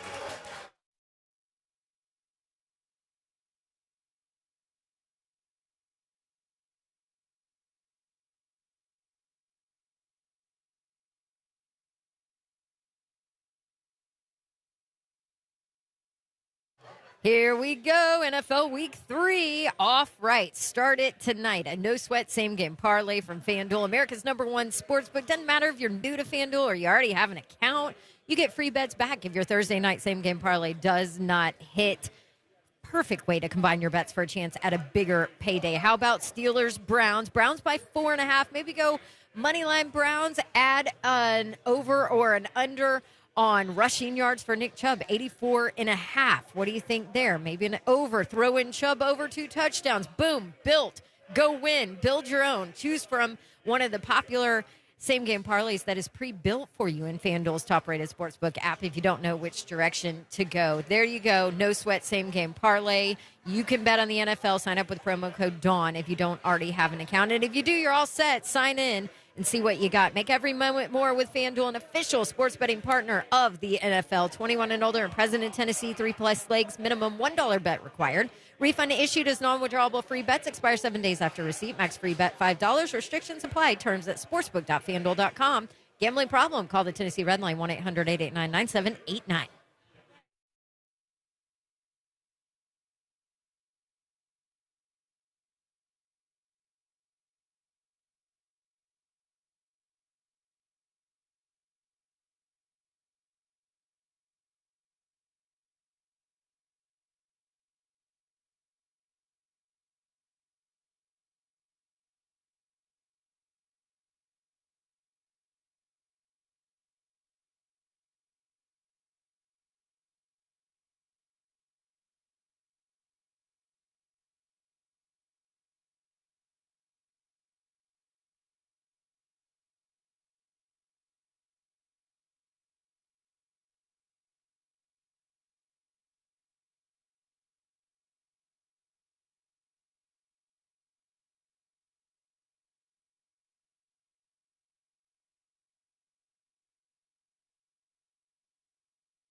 My friends at Brentwood Jewelry are your go-to jeweler, and what that means is, and why that's important to you, is that we all need that person in our life that can help us during our gifting responsibility times of the year, and there are many.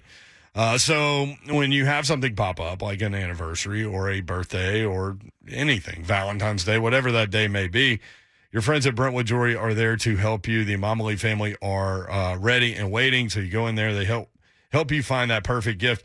Watches. I love watches. And actually, I need to get in there. And they've got this white watch I saw on BrentwoodJewelry.com, the website, that I really want. Nashville's premier timepiece dealer is Brentwood Jewelry. Not only do they have the best selection of watches, but they are also the go-to spot for pre-owned Rolexes, both vintage and current models. Check them out. Also, if you're looking for a career change or just love watches or jewelry in general, Brentwood Jewelry is hiring for full and part-time sales positions. Go work for an amazing family-owned business in a fast-paced, fun work environment, surrounded by beautiful, one-of-a-kind jewelry pieces. They will train you. Call or stop in. Ask for Brandon. 7012 Church Street, located in the heart of Brentwood, just off Franklin Road. Exceptional style, exceptional deals every day for more than 50 years. Visit BrentwoodJewelry.com.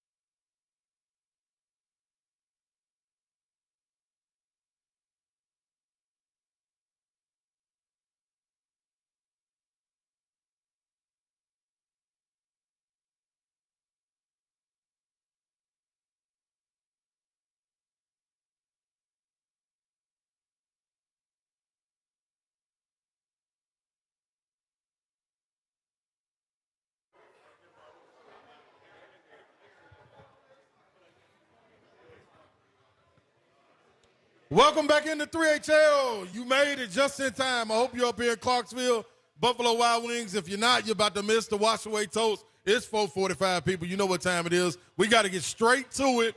The Miller Lite wash away toast, man. Thanks, Miller Lite, right here, Buffalo Wild Wings. We're about to set it off right here. We wash away whatever was going on in the week before, whether that was a win, whether that was a loss, whatever it is. We got to move on. We got the Raiders up next, and we got the Gators to take care of. So guess what? It's time. Here we go, Babsy. Did you practice? No. I feel like you should have practiced. Last week was an important one. This week is an even more important one. All right. Drinking or the drinking or the Ladies and toast? gentlemen, All of the above. Here is our own Ron all right. Slate. This is the Miller Lite wash away toast. This right here symbolizes everything we need to wash away. And Lord knows this should have been a pitcher instead of a cup. You know what I mean? Because we got a lot to wash away. But one thing about it, man, we never, ever given up hope. We saw last year, the king went out. We still strided forward. We made things happen. Now we got a lot to deal with because it's more than one person this time. But I believe in Vrabel. I believe in J-Rob. We believe in the Titans. We believe in the fans. We're going to keep pushing ahead. We talk about the underdog. We don't want nothing else, nothing but the smoke. So the Raiders coming to town, the silver and black, ain't nothing about it. That don't scare us. You ain't doing nothing but going back with black eyes. Black eyes, that's the only silver you're wearing. Tighten up on three. Wash it all away. 1, 2, 3. Tighten up! There we go. The Miller Lite wash away toast. Ron Slay in the building. This is a good group here in Clarksville, by the way. There we go, Babsy. Come join us. I know you shouldn't be getting on the radio right after you just wash away. I'm ready, Babsy. I'm ready. Listen. I'm fired up. I got my tailgate lungs ready. I got my tailgate liver ready. They can't stop me, man. I'm going straight into Saturday, giving some gators. I'm gonna eat me some gator. I'm gonna wear some gators. I'm coming back with gator necklace. Then I'm rolling right into Nissan Stadium with the tailgate, getting fried, going in there, getting the victory, tightening up, two-tone blue, King Henry, Vrabel. It's going down. You got a big weekend. Let's roll. Time for a break. Kevin Dyson, the Miracle Man, coming up next. And then at 5:20, we got Matt Miller from ESPN, the NFL draft scout analyst, all of those things coming up in the 5 o'clock hour, including 2 more pairs of tickets. One of them we're giving away here at Buffalo Wild Wings, 110 Southampton Place in Clarksville. Come and see us for our Titans football feast.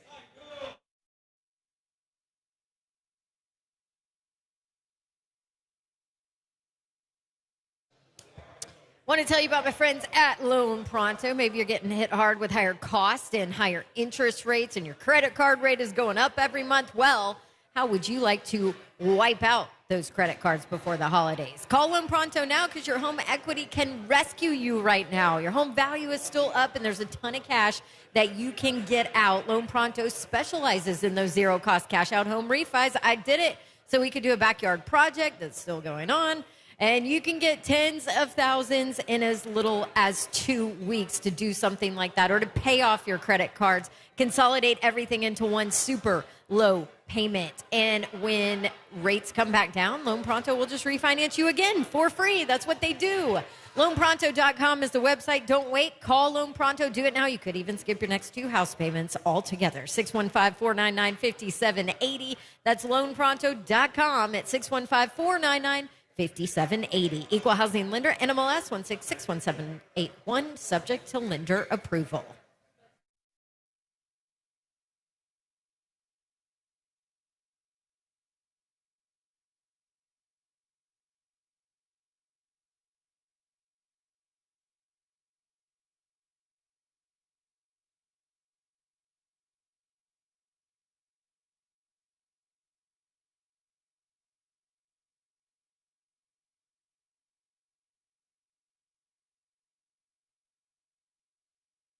Buddy Alley Carpet One, if you need to carpet America or use hardwood or vinyl or laminate or whatever you need, they've got you covered there.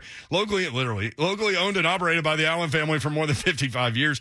Zach, Jenna, and Judson Allen are awesome people. I've known them a long time, and they are in the store every day, which means they will know every bit about what's going on with your flooring project, and they'll be there through the installation as well. They handle that in-house. They do not farm out the installation like the big box stores. Buddy Allen Carpet One in Dawson, 2405 Lebanon Pike, 615-883-3289. BuddyAllenCarpet1.com.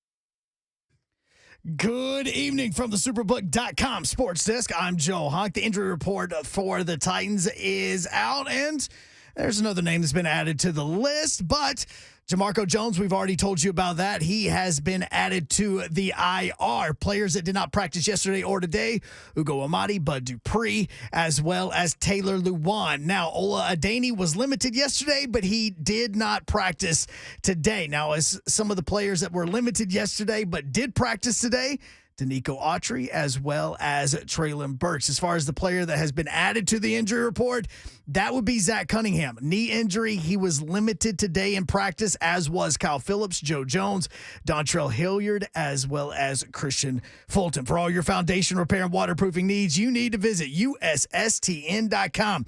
Breaking news at once on your home for the Vols, the flagship station for your Tennessee Titans, and home to 3HL. This is 104.5 The Zone.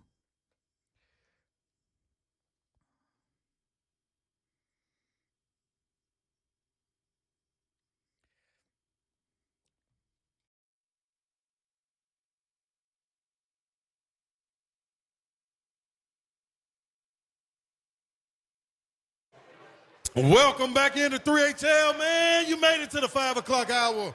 It's me, Ron Slay. He's in the building. He's in the building. Hey. Feels weird introducing myself first, Babson, you know. So, matter of fact, let's just. They know the car ain't got no roof, man.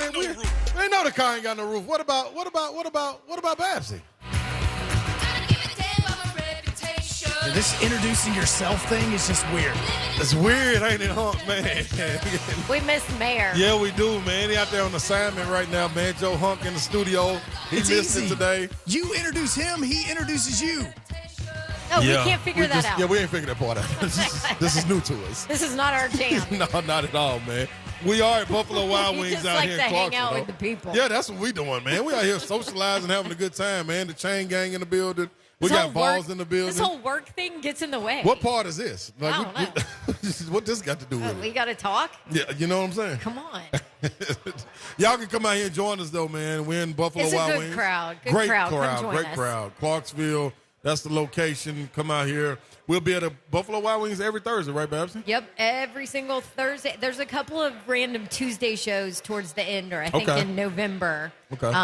Just when holiday time is coming. But yes, every single Thursday we are live from 3 to 6. Yes. Usually come early, hang out, Yep. and stay a little bit later and hang out. Yep. 110 Southampton Place is where we are in Clarksville. If you know, you know. Mm-hmm. We've already given away 2 pairs of tickets. We're about to give away another pair of tickets at about, 5:40? Yeah.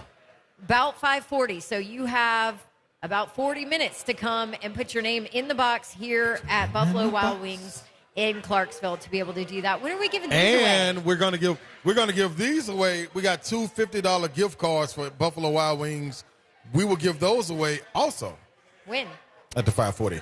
Okay, 5:40 5:40 spot, time. yeah. There you go. So come on over here. You have a chance to win 2 separate $50 gift cards, a chance to win a pair of tickets. And then for all of you listening that maybe can't get out here, we are also giving away another pair of tickets on the phone. Yes. When are we doing that, Hunk? 5:30-ish? We're going to do that at about 5:40. 5:40. We're doing it all. Everything. Party at 5:40. You better be tuned in, man. YouTube, Facebook, Twitter, and Twitch. Switch, please. Uh-huh. Now it is time for the Miracle Man. Man, we need a Our miracle right now. Regular Thursday Here he comes. guest, Kevin Dyson, Here he comes. joins us. Dr. Dyson. Hey, Dr. Dice, how are you? I'm doing all right. How y'all doing? Can you play offensive line? Hell, what? can Probably- Dice go probably play his about regular that spot? thing. Go play receiver. Can you bring some speed to this Titans offense, possibly? I don't know. About 25 years ago, I tried it. You did all right. You did all right back then. Dice, let me throw this out there, man. We appreciate you joining us. I had to hit Dice up Monday night. It was probably about 10:30 when I was on He's my way got home. school the next day. I know, what are but you doing? But you know he got talk back. He got the Titans talk back. Oh, that's so right. I greeted him with a message. Good luck tonight, Dice. Give us a little positivity. You got it. I just handed the baton to him and ran, man. Dice, man, where are we, man? Where are we with it, man? Any positivity? Let's see. Derrick Carr scored a touchdown and got another week this week. That's about all. There we go. You know, That's the tangible. good news you get. Another week to redeem yourself. The unfortunate part about that is you got another contender coming in. Yeah. That's right. In the Oakland Raiders. You got the Raiders coming in. Yeah. Yep. And if it's anything close to what we saw the other night, I think it's almost supposed to push that panic button. Whew. Dice, from a wide receiver to wide receiver standpoint, you know, we had talked to Greg Cosell earlier in the show. If you missed it, you can go check that on the podcast page, by the way. But Traylon Burks, we were looking at kind of his targets and how they doubled and all of that. What have you seen as far as progress from the young receiver from week 1 to week 2? Well, he seems to be a little more comfortable. He's getting his legs underneath him a little bit. He's a big, strong guy. I think they're doing some good things with him as far as putting him in some moving routes, across the formation. so they get him on the run and makes it hard to bring him down when he's already got some steam going behind him. He's still got to get a little better at the point of attack with off the line of scrimmage, get some separation. I don't necessarily know he's going to be a quote-unquote vertical guy. I think he can make plays because of his body size and body type. He can make plays vertically, but he's not necessarily the stretch the field receiver. But he does have some skill sets that I think they can utilize with his ability, and I think they, especially early on, they incorporated him early into the passing game.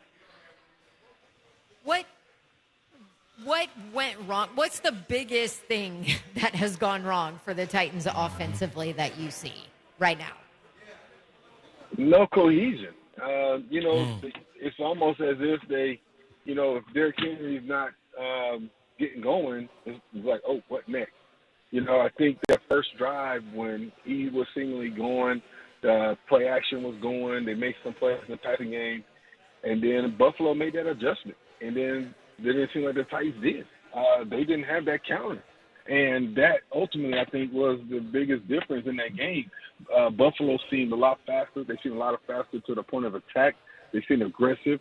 They seemed to have basically the number of the Titans. Like they had a bead on everything they were trying to do, and they were beating them to the punch. Even to the point of that pick six. It's almost like he knew that was coming, right? He stepped right in front of it like, I know this route. I'm standing right here. I'm not even worried about the guy on the other side over here. So it seems like they were a step behind Buffalo all night.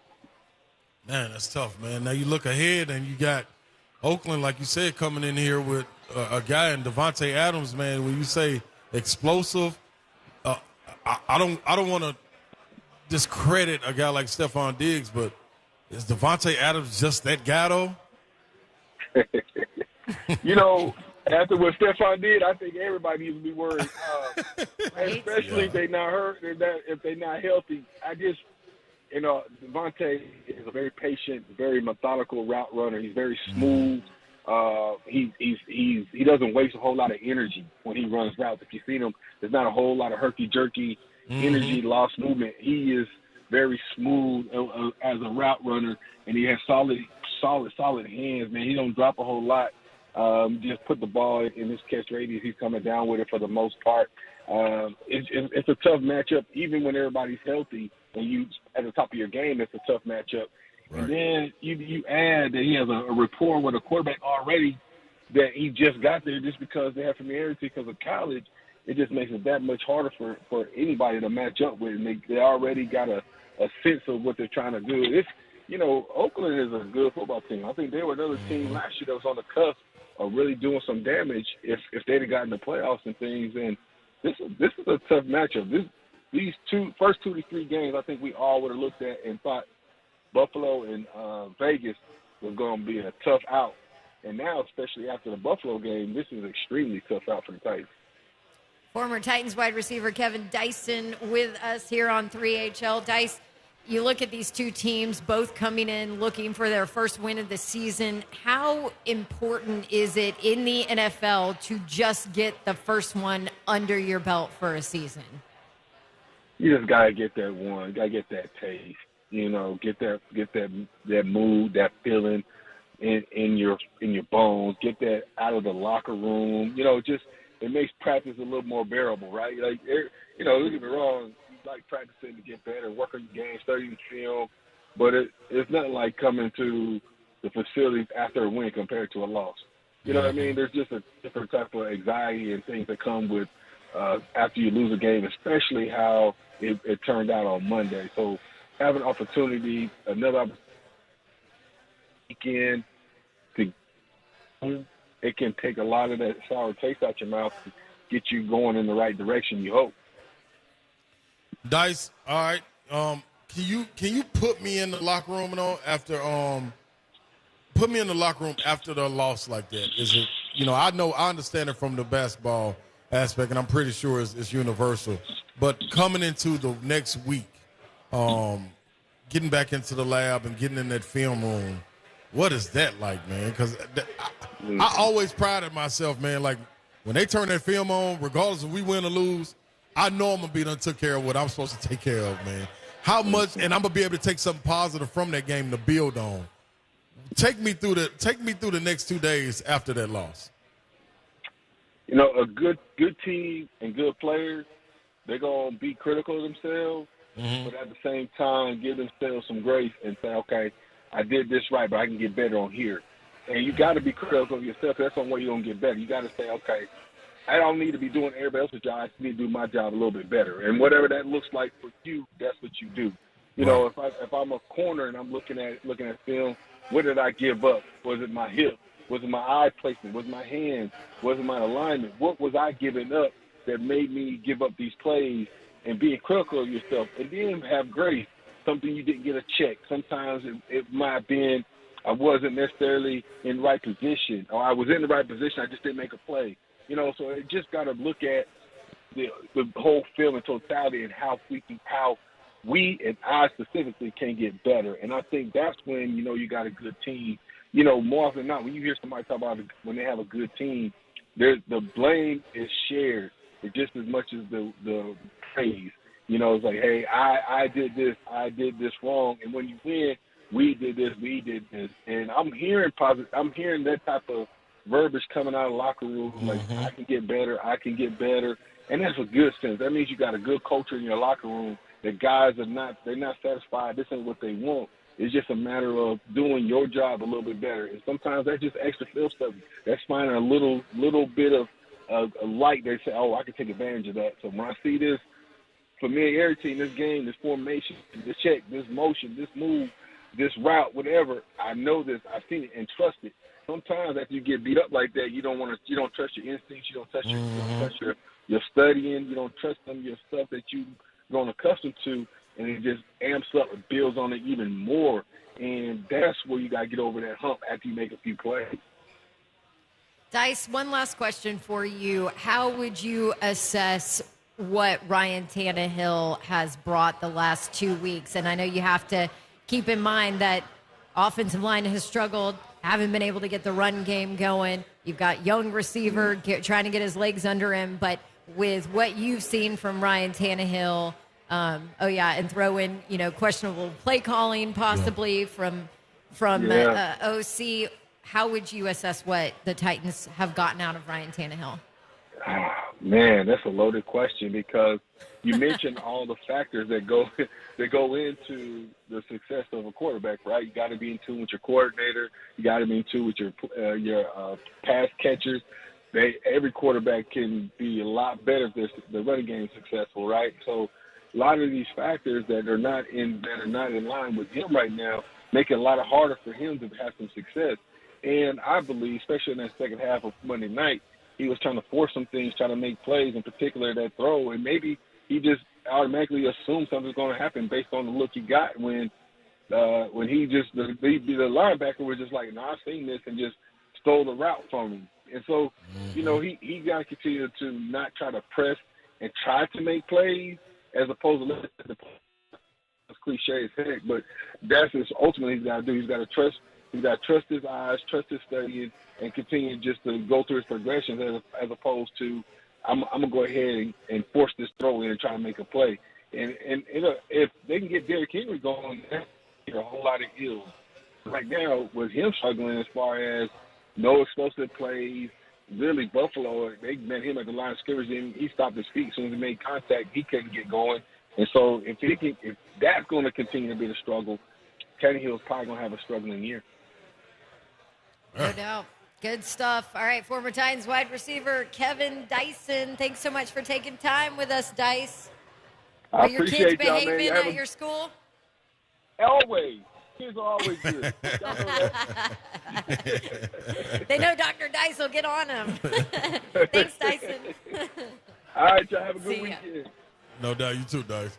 See ya. There you go. That was former Titans wide receiver Kevin Dyson. You can catch him on the post-game show. Yes, him and Will Bowling. And Will Bowling after games. Man, that was probably a brutal one Monday night. Oh, my gosh. I'm telling you, I had to send that text to him like, man. Yeah, you were like, I'm out. Dog. Good luck. Yeah. All right, coming up, Matt Miller, ESPN NFL draft contributor. We will chat with him about NFL, maybe some prospects in college he's keeping an eye on. All of that coming up right here on 3HL. This is 104.5 The Zone, live from Buffalo Wild Wings in Clarksville. Come see us.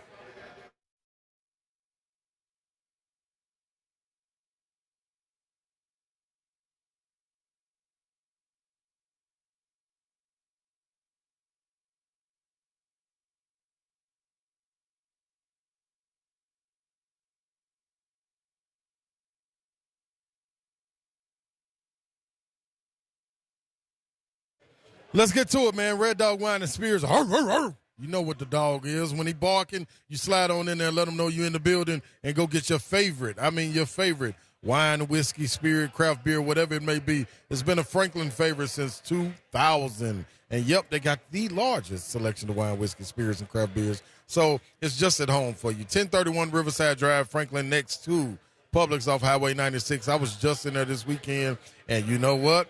Yeah, they got the meats back popping. So you can get all your tailgating needs, man, right there in Red Dog Wine and Spirits. I'm talking about they got your meats, they got steaks, they got whatever you're looking for to get your tailgate started. You cannot miss. Now, be sure to get in there for the tasting bar. The tasting bar is each Thursday, Friday, and Saturday. The bar is taken over by the experts of different brands, from beer, wine, to bourbon, and you can hear about all the products and taste them. This is the only place you can try before you buy. Red Dog Wine and Spirits. You get in there and let them know you're in the building, and Red Dog got you.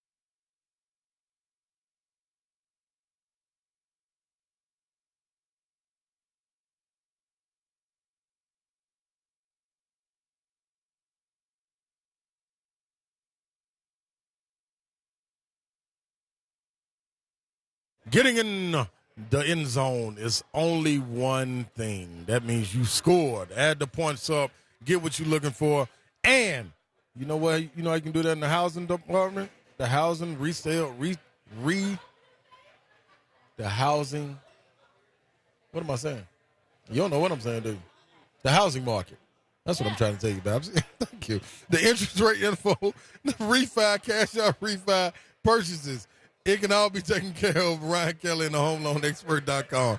The HomeLoanExpert.com, from new home loans to refinances. Get competitive rates, top-notch customer service, and approved with the 5-minute loan approval at the HomeLoanExpert.com. Real estate market. That's what I was trying to say. Real estate, people. 10-day closing guarantee. I don't know if you can find that anywhere else. Matter of fact, I know you can't find it anywhere else, but you can find it at the HomeLoanExpert.com. The refi, the cash out refi, your home being your biggest asset. You want to pull a little bit of money out and pay some debts. You want to go on one of those trips, go see one of these SEC schools. This is where you make it happen. Ryan Kelly and the HomeLoanExpert.com.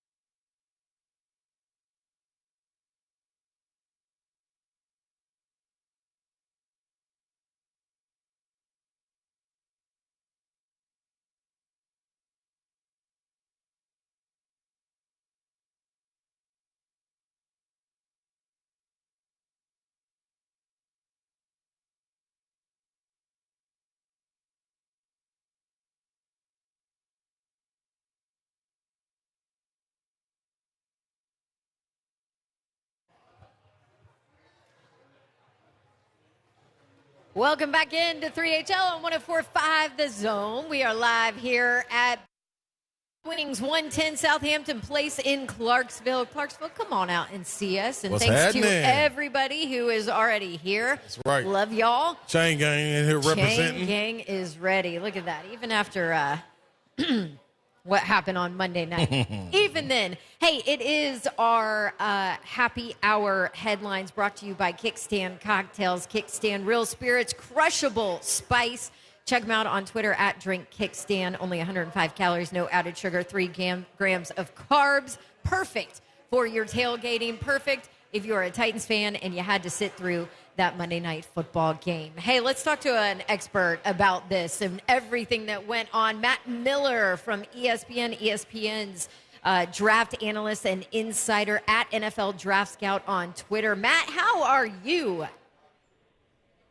I'm doing well. I'm with you. I think you need all the stuff after that game Monday night. It was something. I'm glad we get to talk about it. Are you? I don't know if we are. It's been a rough week here in Nashville. I'm not going to lie, Matt. But I did notice that one of your tweets was, man, A.J. Brown is impacting 2 games right now. Yeah. Clearly for the Eagles, and obviously the Titans are missing him. Yes, certainly. And I think it's too easy to just blame it all on A.J.'s gone. And, guys like Treylon Burks have not yet acclimated and stepped up to that role, which is to be expected from a rookie receiver, right? But I think some of the problems that we saw in the postseason last year are still plaguing this team. And you can make excuses and point to Taylor Lewan getting hurt. You can point to Tannehill, really just holding the ball in the pocket. That was one of my big takeaways from the game early Monday night was, God, the ball's got to come out so much faster than it is. And so I think there's a lot of different areas you can look at right now and say, hey, it's not working. But, I thought that was the most undisciplined game I've seen the Titans play since Mike Vrabel became the head coach. And I would think the kind of the influence headed into the Raiders game this weekend is we got to stop committing the penalties. We've got to stop turning the ball over and just have to play with a little more urgency all around because, that game was tied at the end of the first quarter. I think people forget that because the way it ended up. But it was close in even at halftime. It was like, okay, this is a pretty good game. And then the train kind of fell off the track. Yeah, oh, my God, exactly. It was. And you don't expect that. You think they're going to come out, okay, we've adjusted, we're fired up. But instead, it was just the Bills came out and just kind of pushed down on the gas pedal a little bit more than the Titans did.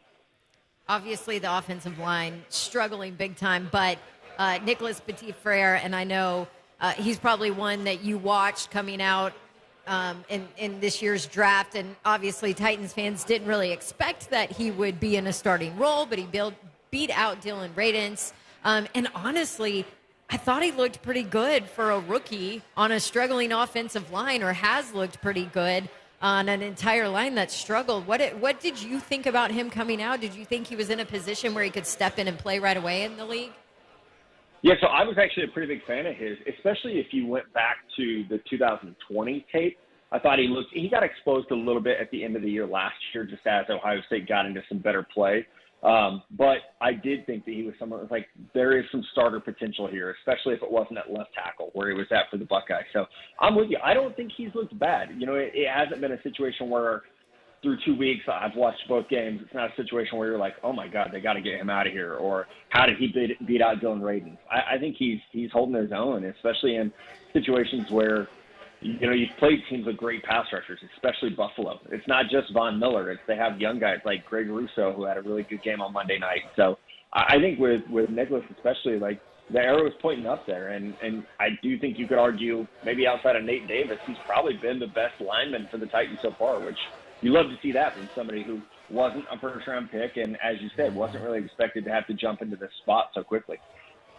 No doubt. Treylon Burks also with some big shoes to fill, and I think that's unfair when you look at an A.J. Brown that has departed, and of course, Burks, everybody likened him to A.J. Brown coming out of Arkansas, which is probably unfair too. But we just looking from week 1 to week 2, and I don't know if you were able to kind of watch exactly what he was able to do in week 1 and week 2, but clearly targeted a little bit more, clearly more involved in week 2. What have you seen from Burks as far as growth? Yeah, you're right. He has been targeted more, and I think that's kind of the fun thing to see is the way that he's, going from a player that was inside a lot at Arkansas, played a lot in the slot. Now he's going to have to play a lot more outside, which I know was something that was talked about in training camp. And there's going to be a little bit of an acclimation there, but I do think he has played well. And people are going to pull up the box score and be like, what are you talking about? He has like 7 catches, right? But I think when he's had the opportunities, and as I mentioned, he's the type of route runner that's going to dominate like AJ did on slants and comebacks. Those are timing-based routes. And as I said earlier, when your quarterback's timing is off, when he's holding the ball in the pocket, we're not seeing Ryan Tannehill, 1, 2, 3 steps throw. There were so many times where he's, hesitating. And I'm talking about like passes that he throws and are ultimately completed, or passes that are thrown to open players. There's way too many opportunities that are getting missed right now. So maybe some of that is on the young receiving core. Maybe some of that's on Ryan not trusting, kind of a new offensive line in some ways. But I think for what Trey has been asked to do, and especially like someone who didn't have the easiest go over the summer, with the not being able to practice at times, or, concerned about reps and conditioning. I think what we've seen through 2 weeks is pretty encouraging. And now I hopefully they get to a point where they can start building some game plans around him, especially this is a team that's built for play action passing, and he should be a player that should really benefit from that. Let me flip the sides. Matt Miller, ESPN. We understand Harold Landry is out, so that's going to take some away from the pass rush when you're talking about the linebackers. Yeah. But I'm more focused right now on the inside linebackers. I thought I would see a little bit more out of Zach Cunningham and David Long Jr. What you seeing out of those guys? I'm a little surprised. Well, I know I saw a tweet that I think Pro Football Focus was pretty high on those guys, but I think just having observed the 2 games, like I haven't charted the inside linebackers, but I've watched both games. For me, what stood out was just times where you're expecting them to take away that middle of the field passing game, and they're not. Or, especially against a team like Buffalo with Josh being such a great runner, you're expecting them to step up and fill some of those gaps to take away some of that, A-B gap running that he's so good at. And that just wasn't there. And especially for 2 players who are athletic, and especially Zach, when he was coming out of college, it was like, hey, this dude's the prototype of length and speed and range. And I don't think that didn't show up for me watching Monday night. So that's not to say they're not talented players, but when you look at the other side and you look at what Matt Milano was doing, that dude was a beast on Monday night. Yes. Or you look at Tremaine Edmonds with range, and he's a player that's a similar athletic profile to Zach Cunningham. And you're looking at the plays that those guys are making. I think it's fair to be like, all right, wait, look what they're doing versus look what we're doing. And by the way, Jeffrey Simmons is, a part of that defense as well. So you have the weapons. It's just, I think, getting people, especially, with the young secondary. Caleb Farley got tested pretty heavily Monday, and will again this week. Roger McCreary really got tested a lot. I think that's made it a little tougher for the front 7 to operate how they would like to, because, the ball is coming out hot when you see those young corners out there. Matt Miller is with us at NFL Draft Scout on Twitter. If you want to hit him up, ESPN draft analyst and insider. Let's kind of switch gears since we have you, Matt, because I'm not sure if, you realize that there's a pretty big college game here in Tennessee. I've got a Vol for Life sitting next to me, so there's a lot of Tennessee Vols fans here. But just looking kind of ahead, I know you watch a lot of college ball because you've got to analyze all these guys coming out, and there's been a lot of talk, at least about Florida's quarterback and what he's good at and what he's not good at, and obviously he's coming into this game banged up, but what have you seen from Anthony Richardson at Florida from a game standpoint as far as, anything next level, where he struggles, where he does well? I mean, he's ridiculously talented, but I'm just not sure if you can see the field or see things. It's almost like he doesn't see or recognize things, but I'm not sure. What do you see from him? No, I think you're right.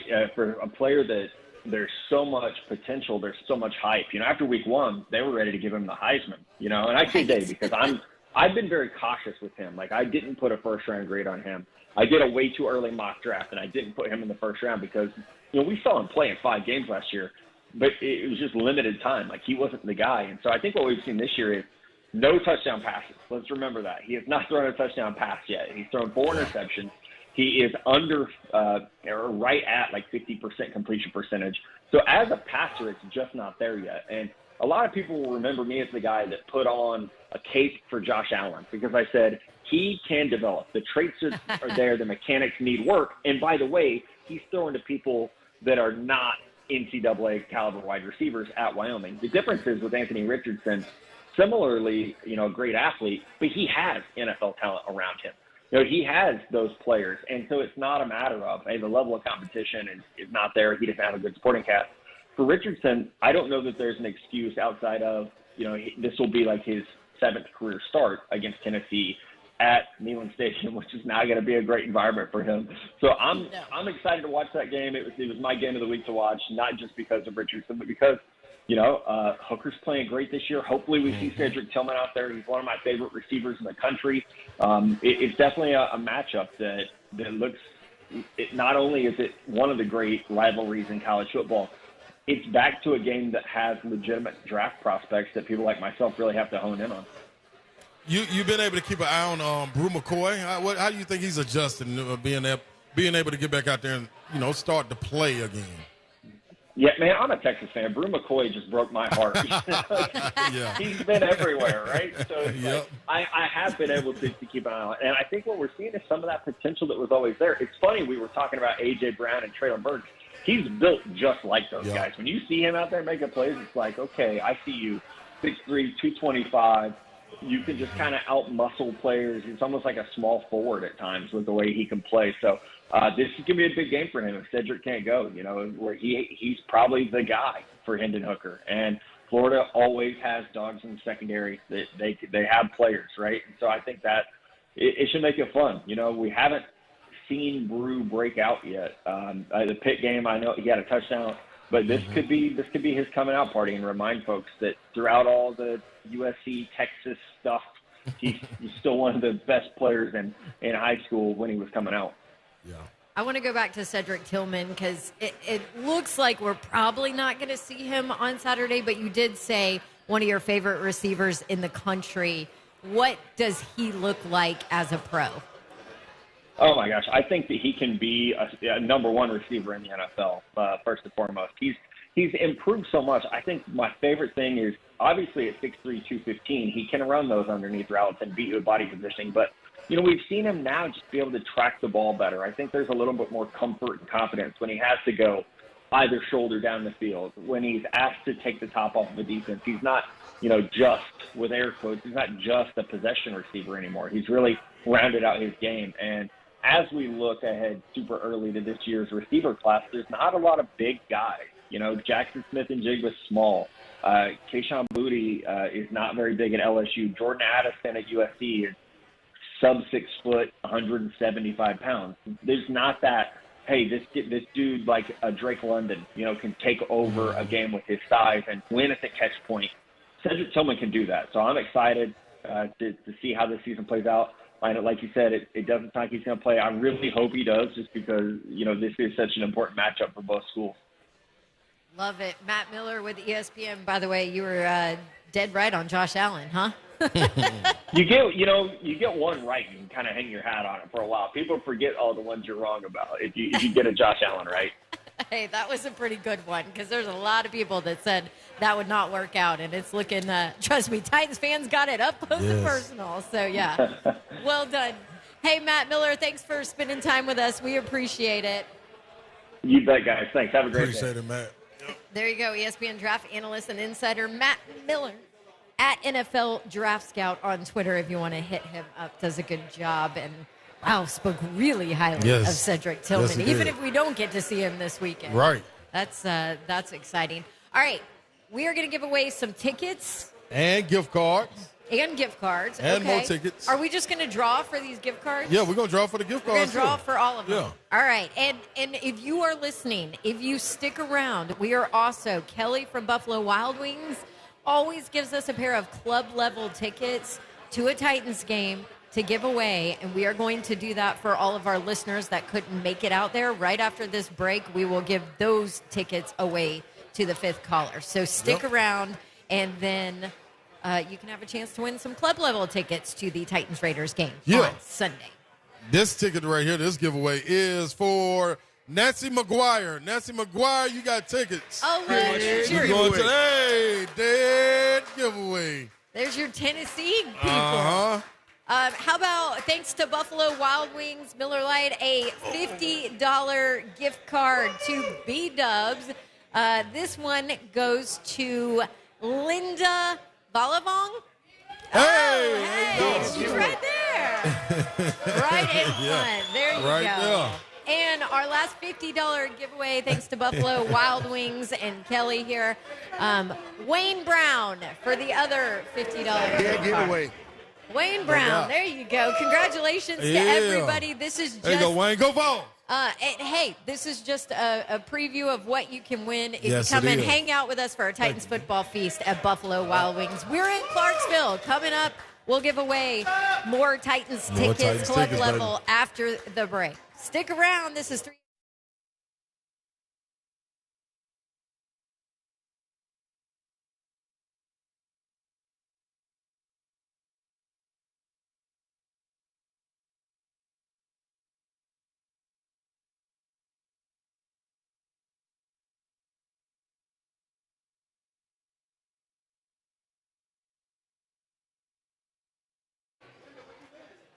Hey, it's still tailgate season, isn't it? We're just getting started. Yes. Maybe you are headed to Knoxville on Saturday and you want something to drink. What about Kickstand? The only canned cocktails dedicated solely to spice. Kickstand cocktails, real spirits, crushable spice. You got to check it out.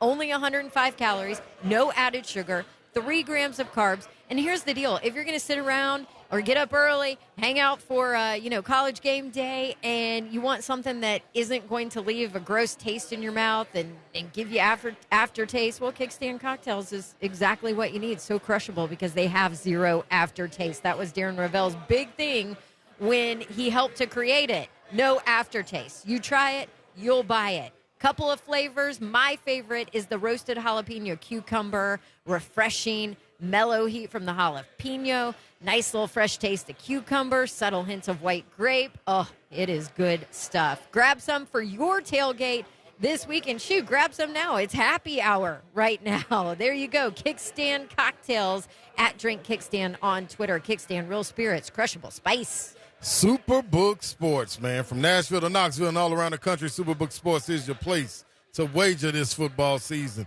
I'm definitely getting out there and wagering, man. So you need to join me and get involved in the parlay. How you do it? You download the Superbook Sports app or visit superbook.com and start placing your bets now. Now, you got to understand, Superbook has lines up for every pro football game for the rest of the season. That means which team will win the title, who's the MVP, who is surprised in the SEC.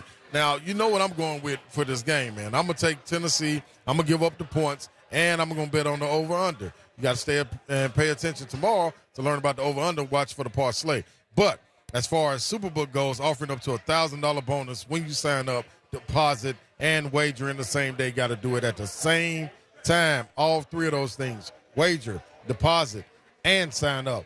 Bring the Vegas to your palm right now with Superbook. Get in the action with Superbook Sports. Visit superbook.com for terms and conditions. Gambling problem, call 1-800-898-9789. You know the motto, baby. Book it.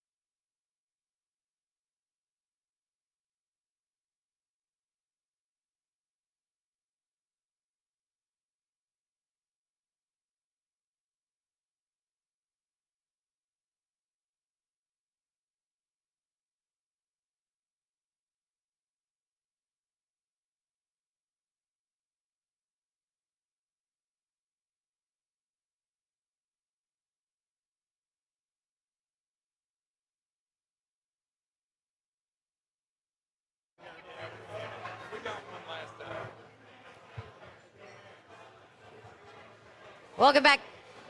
Welcome back in 3HL on 104.5 The Zone. We are live from Buffalo Wild Wings here in Clarksville. Look at all these Tennessee Vols shirts wandering around. That's right. You're in your element. I love it.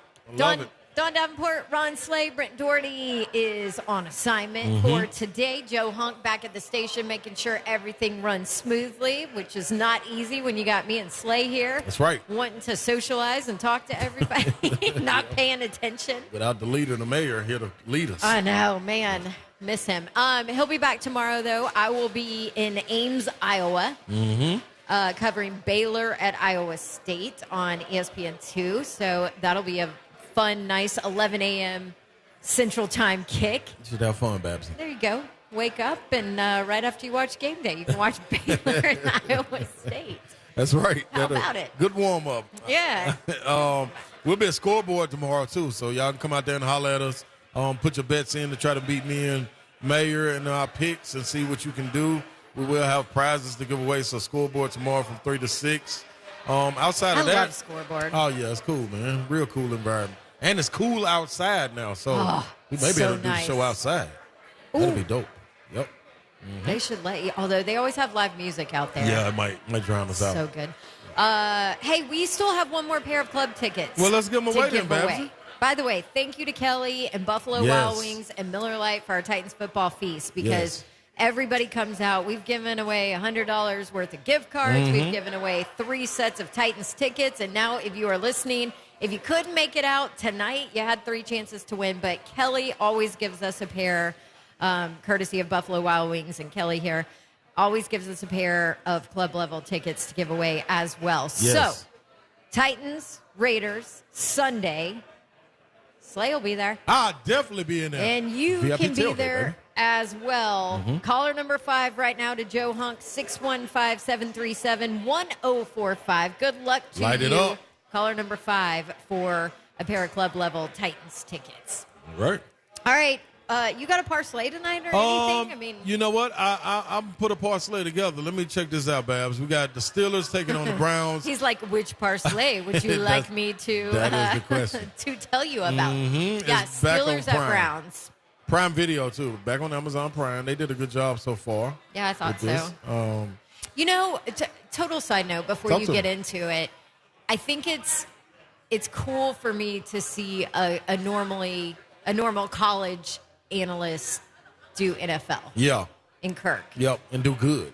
Well, because he covered most of those guys at some point. Yep. You know, except for some of the smaller schools, but he's seen them at some point in their career collegiately and studied them and knew. You know, I kind of like the mix of it. I do too, Babs. They should do more of it. Yeah.